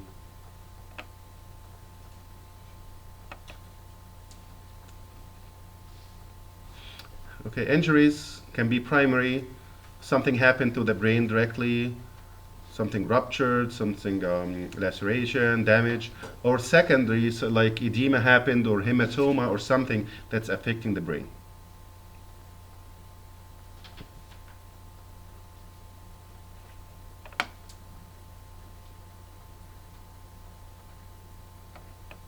Okay, what's hematoma? Hematoma, hemat-oma. Hemat means hema, means blood. Oma means collection.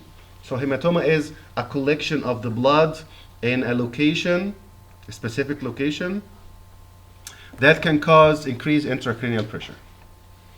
And these are different types of hematomas. That's fine. Just understand what hematoma means. And it's usually hematoma is somewhere around the meninges. It can be in the epidural space, it can be in the subdural space. So hematoma.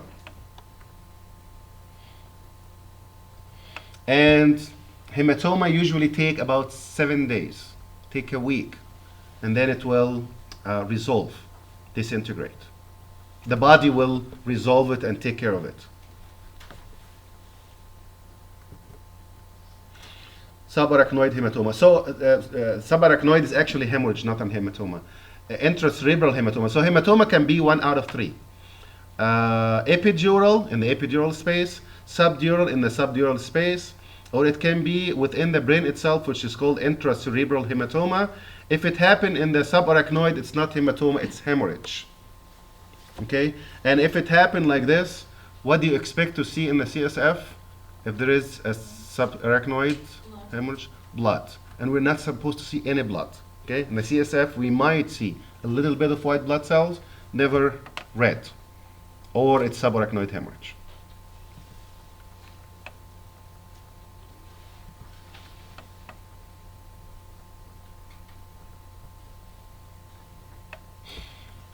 Okay, how to tell if this person having a head injury and you wanted to know if something really happened or not. Besides the signs and symptoms, like the focal signs, he started to vomit and all that. What else? If he got seizure, this is one thing. Cranial nerves, so they always estimate the function of the cranial nerve. They go one by one. Can you smell this? Yes. So the olfactory nerve is fine. Can you see this? Yes. The optic nerve is fine. Move your eyes this way, this way. Okay. The oculomotor is fine. Can you hear this? Look to the side. Look to this way. Trochlear.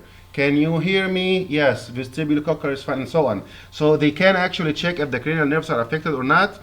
Otorrhea versus rhinorrhea. Rhino means nose. Oto means ears. Otorrhea versus rhinorrhea. Rhinorrhea means CSF from the nose. Otorrhea, CSF from the ears. Okay? Where is the CSF coming from? Of course, from the intracranium, right? From the brain inside.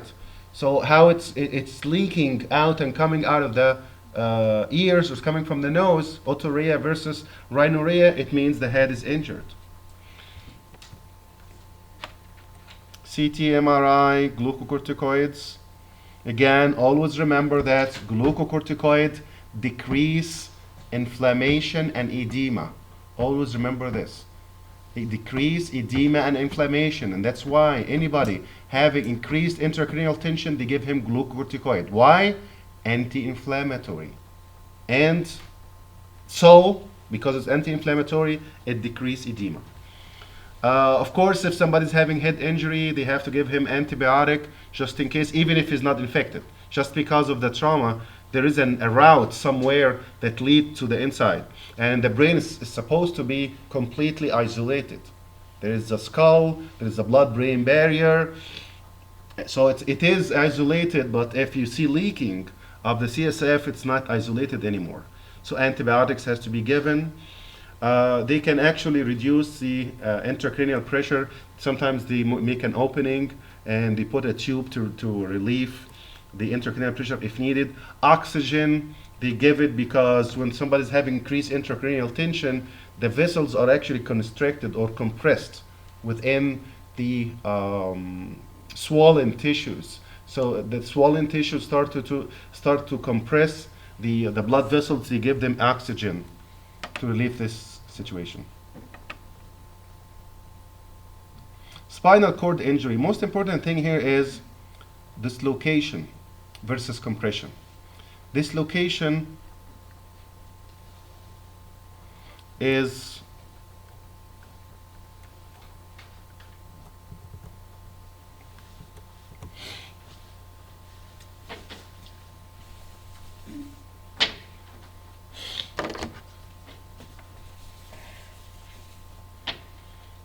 if this is a vertebra, and here's another one, and here's another one, another one, and there are intervertebral discs in between, right?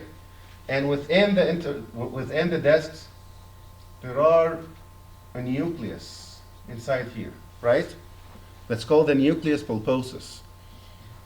If this whole thing is protruding out, the whole disc, okay, this is called disc prolapse. If it stay as it is while the nucleus is bulging out, this is called herniation. I think we have a picture for this. No.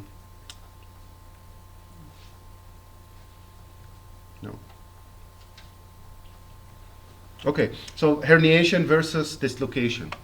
Compression is something else. Compression. What can cause compression to the vertebral column? If you're going to fall down, let's say you are in the second floor, for example, okay, and there is fire in the house, and you have to jump. How to jump? You know what's the safest way? The worst thing is this. If you fall on this, you're compressing the vertebra, compression fracture. This is the worst thing. What's the best way? To roll or something? To what? To roll or something? Roll? No, the best thing to do is you fall down on your legs, and as you go like this. Okay? If you have to. You jump on your legs, but not straight. Straight will cause another compression. The worst of all is if you fall on the hips, that will cause the worst compression ever. If you fall down on your legs straight, compression. How to fall down straight, and then right when you touch, you go like this, and you flex. You will absorb like at least half of the pressure will be absorbed within this movement. But if you fall straight, compression, and this is what we're talking about. And the vertebra, when they are compressed, the disc can actually dislocate out, and it can cause injury of the spinal cord. Hyperextension, hyperflexion, this can distort the cord as well.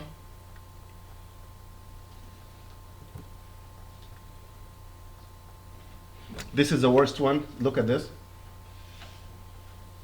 This is the worst fall, because you're going like the axis exactly to the middle of the vertebral column. If it's on your legs, it's still compression, it's still bad, but a little bit better. The best is bending as you go, as you fall. Fracture in general can be a simple fracture, just a fracture.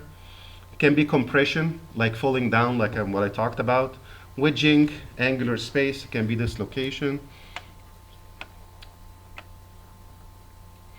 And the injury can be temporary or permanent, and it can cause laceration, or it can cause complete transection, meaning like you're cutting the spinal cord into two pieces, above and under.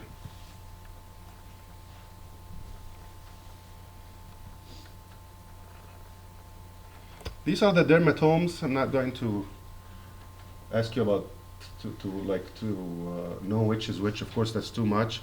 But cosmetic surgeons, they know about this. They know about and the dermatologist as well, because when you have a pain here, this is the drainage. This is the area that's supplied by C5. So C5 is affected and so on. So each patch of the skin, and of course it's bilateral, is monitored by one of the nerves.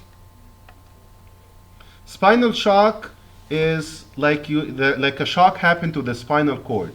So it ceases to function for a little bit, and then it usually go back to normal.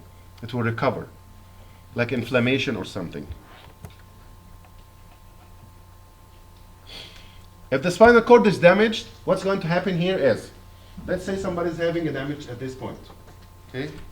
The part that's above is completely fine. The part that's under will not function for some time, but if you give it some time, it might regain the reflex function, but it's not going to communicate anymore. Okay? Meaning, the bladder, you started to form urine. Okay? And the urine go to the urinary bladder. And the urinary bladder starts to fall. Once the urinary bladder starts to fall, it's going to contract. Why? Because you don't have communication upwards to the brain. So the bladder is filling, and what is supposed to happen at this point is that the reflex go to the spinal cord, telling the spinal cord, I'm getting full. You need to give me an order to contract. The spinal cord should say, no, let me tell the brain, and the brain will say, no, don't. So you stop, right? So you decide when you want to. But if that's the case, you lost your control with the upper part. So once the signal comes to the spinal cord, urinate, so the reflexes will be all automated. You don't have any communication, and you lose any upper hand on the different reflexes.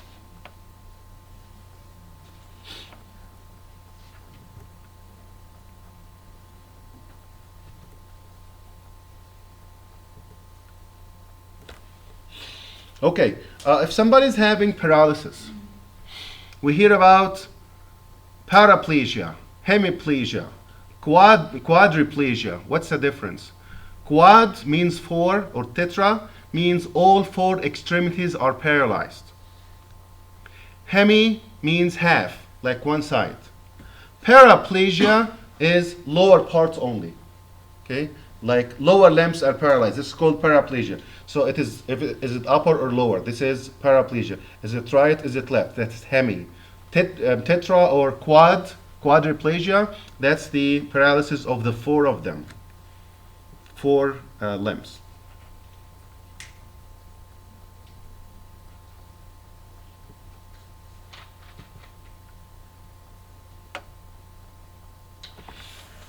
Complications of the spinal cord injury. If the spinal cord is injured, the problem will be the reflexes will be weaker, and the response will be weak, and you don't feel good, the sensation is less, and you start to have infections, and you start to get depressed because you don't have an upper hand on your reflexes that you used to. Treatment is usually the regular treatment. It's just, sometimes the treatment is just to improve the quality of life rather than actually healing or treating the condition. Like when you say rehabilitation, you use some breathing techniques, occupational therapy. It's to improve the quality of life rather than actual treatment until they come up with the definitive treatment. And they are actually working on it. They are working on and they were successful actually in making something like cornea. Okay, they get cell of the cornea and they grow a whole cornea outside. They make some skin patches. They are working on the heart to create a whole actual heart, not a transplant. So they are working on that until they come up with something like that. It's more of palliative treatment and more of improved quality of life. Hydrocephalus. What's the hydrocephalus? Hydro means fluid or water. Syphilis means brain. So this is excessive CSF in the brain. Spina bifida. Bifid means opened or did not unite. So the spinal cord or the vertebral column did not unite for some reason in a specific area. Neural tube defects. Cerebral palsy is obviously, palsy means paralysis. So it's a motor impairment, and usually this is in something occur in the perinatal region. Period.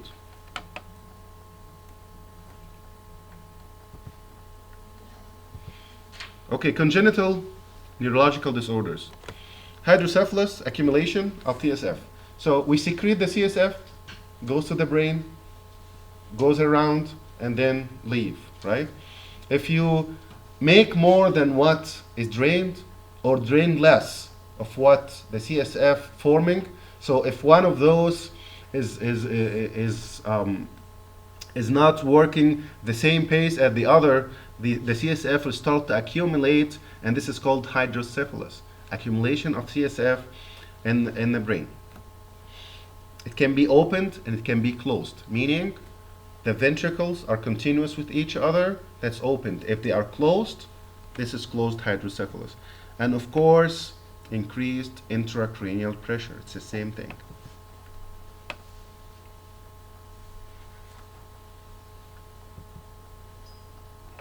This is hydrocephalus in children. Look at how these ventricles are dilated. So the CSF is forming, going to the ventricles. It's supposed to be drained away. It's not. Or it's not completely obstructed, but it's not draining in the same rate as it's formed. So it will add up, accumulate, dilate. It will start to push on the surroundings, and it will start the symptoms of increased intracranial pressure. And it can cause, at the end, if that's stayed for some time, it can cause fibrosis actually. And the reason why, again, either increased secretion or less drainage. What can cause less drainage? Tumor that's obstructing the drainage, infection, scar, and so on. Signs, how to know this person is having hydrocephalus. If this is an infant, you see this head? Because if you still remember, the fontanelles and the sutures in the newborn is not ossified yet. Okay, so actually the skull can expand. So the skull or the head will be enlarged like this. The pupil will response will be sluggish. The veins will be obvious like this. The veins will be obvious because it does not drain as good as it used to be.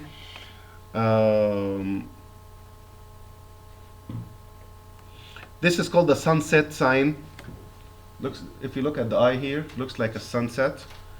This is because of the increased pressure inside, pushing on the nerve and pushing on the eye. CT, MRI, just like normal, and the treatment is always surgery, relieve the accumulating CSF. Sometimes they have to do shunt if there is like obstruction or something, how to take care of it. Open it, it will close again. Sometimes they put tubes to drain it from ventricle to ventricle or from ventricle to the sinuses and so on. This is the spina bifida I was talking about, and it's basically, do you remember how the vertebral column looks like with the spines in the back like this, right? So if the spine didn't close and the vertebral column is open from the back, just in certain spots, not the whole thing, like this. So these kids are born with this, and sometimes, if you look at this picture here, sometimes it is opened like this, but nothing is going out. Nothing leave the vertebral column. Just you see a tuft of hair like this, and this is called spina bifida oculata, or oculata. Oculata means not clear. I mean, you can't look at it and tell this is spina bifida. How did you know? You have to actually feel, and you have to palpate in order to see, like you feel, and there is nothing under the skin. There is no bone under the skin in this area specifically. So it's accidentally discovered, and the unique sign about this is most of the time there is some hair, abnormal hair, that grow specifically in this area that does not have the bone fused.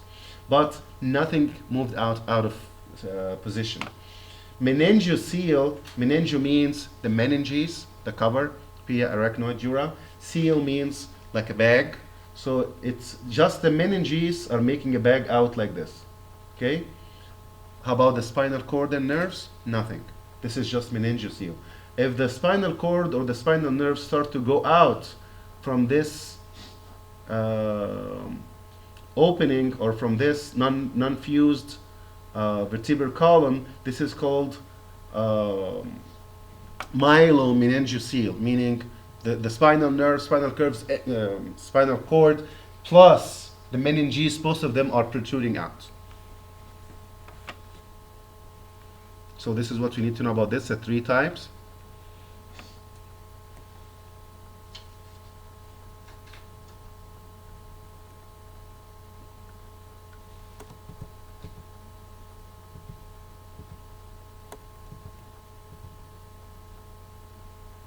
Okay.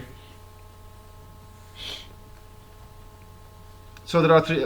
We just talked about the three different types of spina bifida, and infants who get the spina bifida got that because of genetic factors, and some environmental factors. Diabetes, maybe there was a history of diabetes.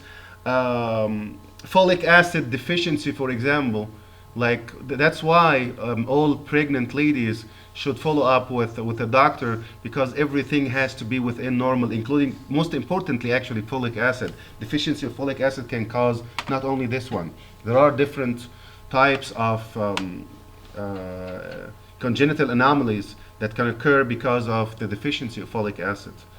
So they have to take a multivitamin, including iron, including folic acid, vitamin B12, and other things. How to know this? Actually, spina bifida can be discovered during pregnancy. If they found this, AFP, the alpha fetoprotein, this is a protein that increase in these cases. So if they got, like, they can put an injection in, and they can get a sample from the amniotic sac, amniocentesis, and they can tell if they find this level elevated of the AFP, they know that this baby or this fetus might have spina bifida. Besides, of course, they can do an MRI and everything else. Surgical repair is how to solve this problem. Cerebral palsy, again, loss of or motor impairment that occur due to a reason happen during pregnancy, hypoxia, malnutrition, trauma, something like that.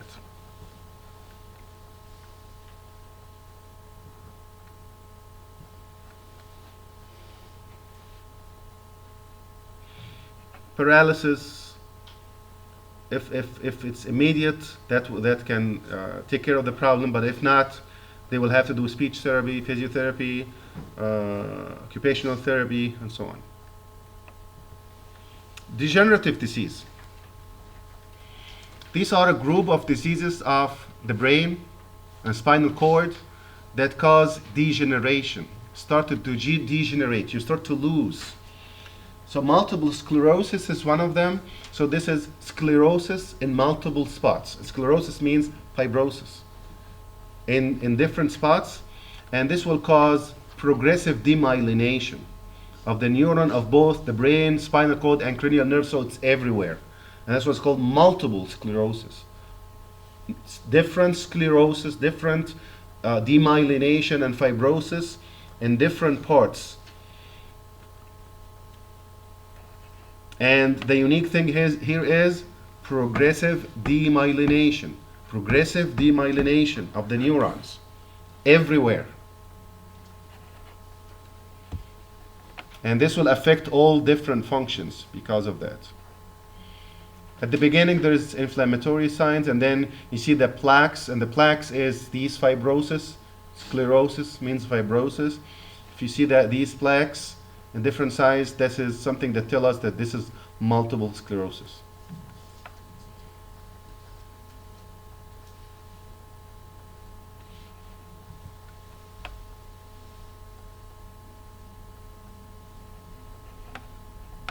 Usually multiple sclerosis occur in the middle age, 20 to 40. They have different scenarios and different theories about that. They say it might be autoimmune, nutritional deficit, might be blood problems, but anyway, it is progressive demyelination of every part of the central or the actually of the nervous system in general. Something happened, whatever it is, genetic, immunological, autoimmune, something, a problem happened, but this is the reason. But what happened? Pathogenesis, progressive demyelination of the nervous system. And of course, because of the myelination, there will be sensory and motor defects. Vision can be affected. Diplopia, the nerves will become weaker and the muscles will not be moving the same way it used to be. The sensory nerves will be impaired function, so it's paresthesia, weakness, and so on. So basically, here's what's happening, just to simplify: multiple sclerosis. Sclerosis in multiple spots, causing progressive demyelination of the whole nervous system. Since you got the whole nervous system, sensory and motor, both of them will be affected. Different sensations will be affected, different motor capabilities will be affected.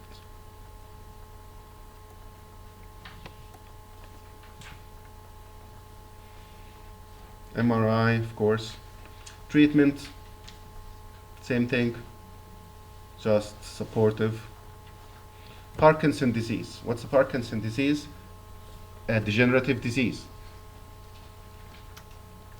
What is specific about this?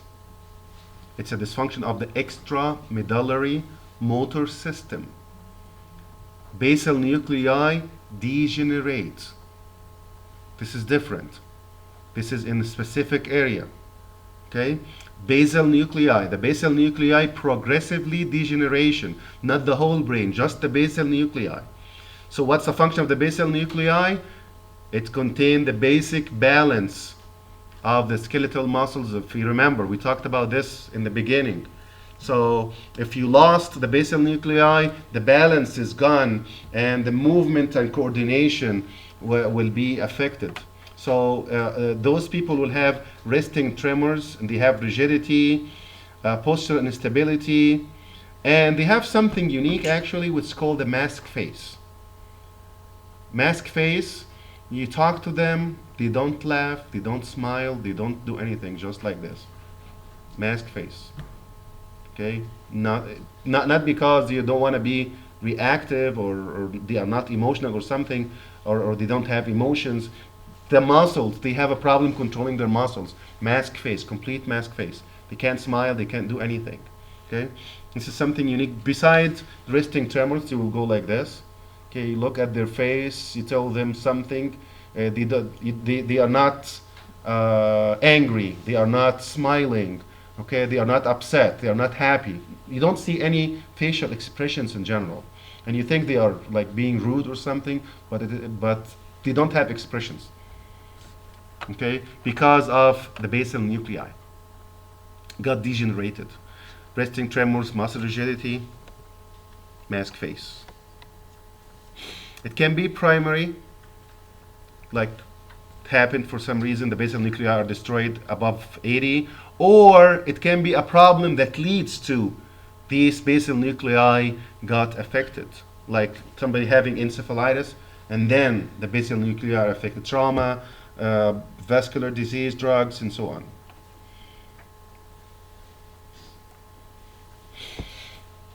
Fatigue, muscle weakness, muscle aching. This is all things that we don't focus much on it because what does it mean? It can be anything, right?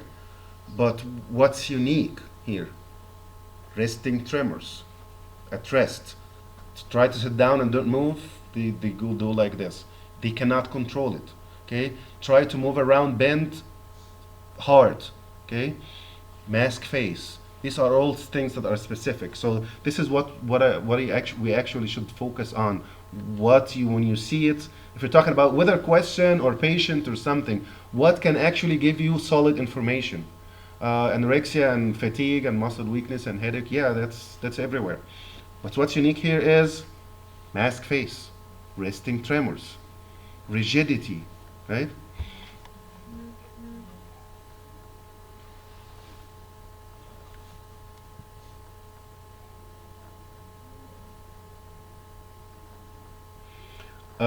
Slow movement because of the rigidity, propulsive gait.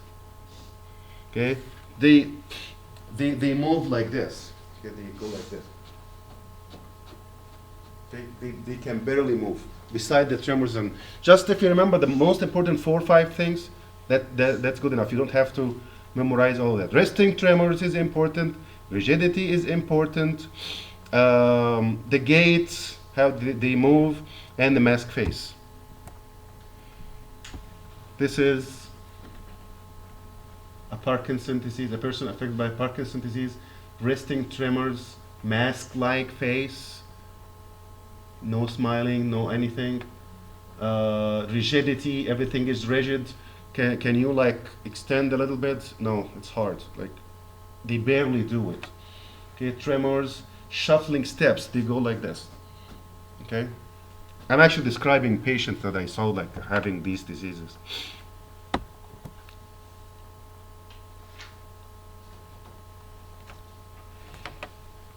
Okay, so this is basically focus on the core, most important thing, and that's good enough.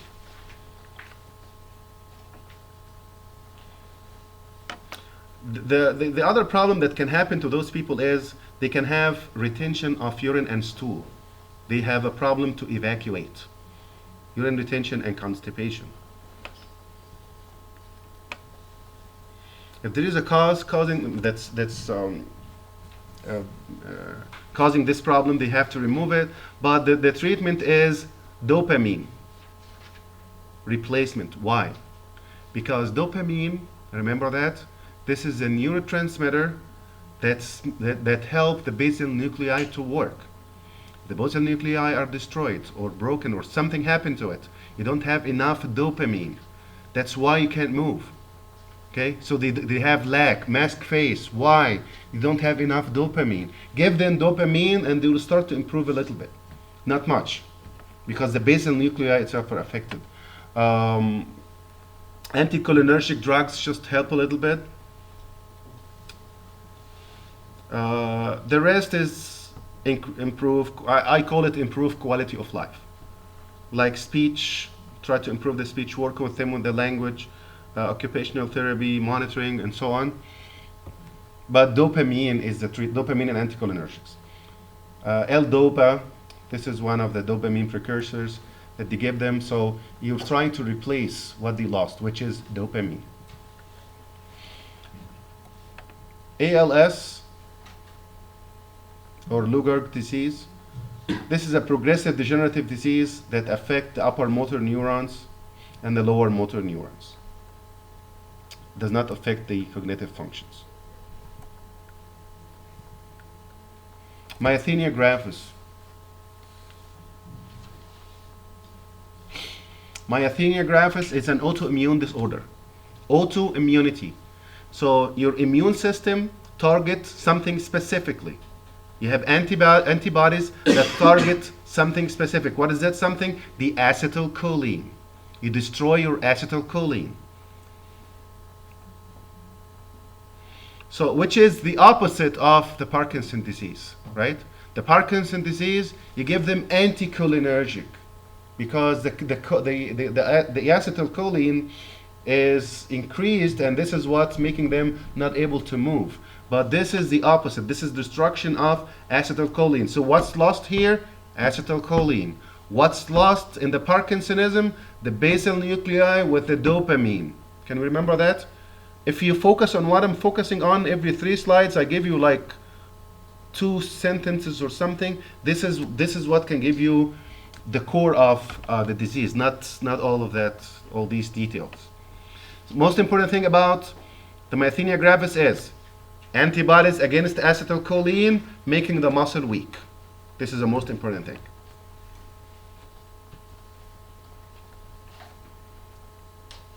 They can do an EMG, which is the muscle. They can track the muscle and see what's going on. Most important thing is muscle weakness. So if the muscles are weak, anything else you can figure it out. Muscles are weak. Why? Antibodies against acetylcholine. Treatment anti-cholinesterase. What's a cholinesterase? I talked about this and I told you we'll see it later on. What's a cholinesterase? Anti-cholinesterase. It breaks down acetylcholine. Yes. So I said that when the acetylcholine go from the presynapse to the postsynapse and start to stimulate and should be destroyed, right? You're having lack of acetylcholine. So stop breaking down the acetylcholine. Give them treatment that stop this enzyme from breaking acetylcholine. Okay? Glucocorticoid to suppress the immune system because it's an autoimmune disease. Plasmapheresis, you get the blood out and you get rid of the antibodies and put it back.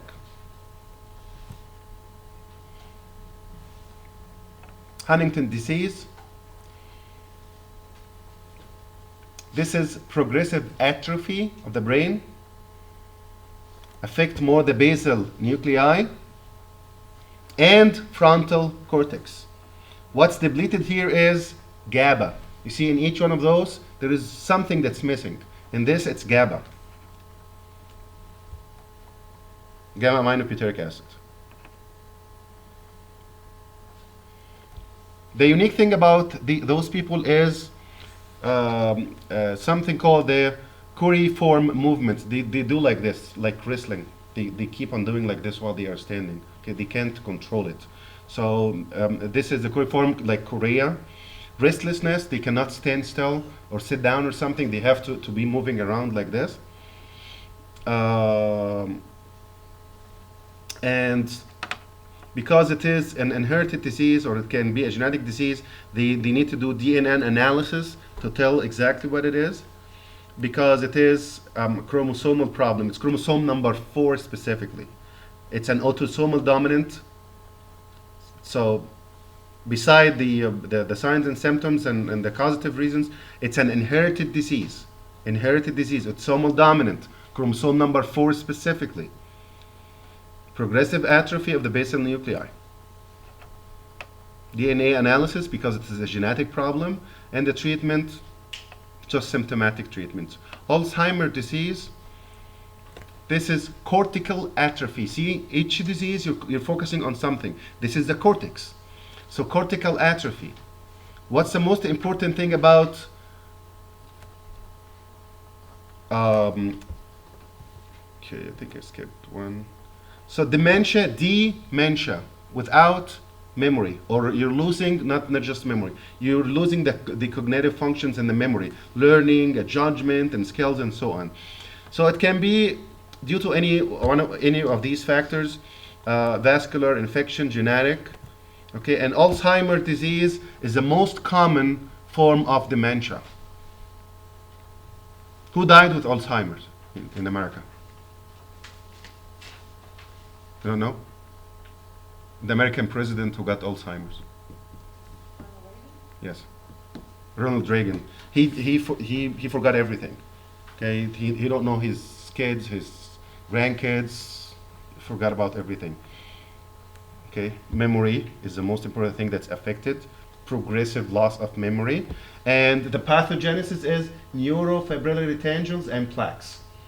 Okay, this is what they find deposited in the cortex. So the cortex become atrophic and it start to deposit these plaques and tangles. Okay, and because of the loss of neuron, acetylcholine will be defective.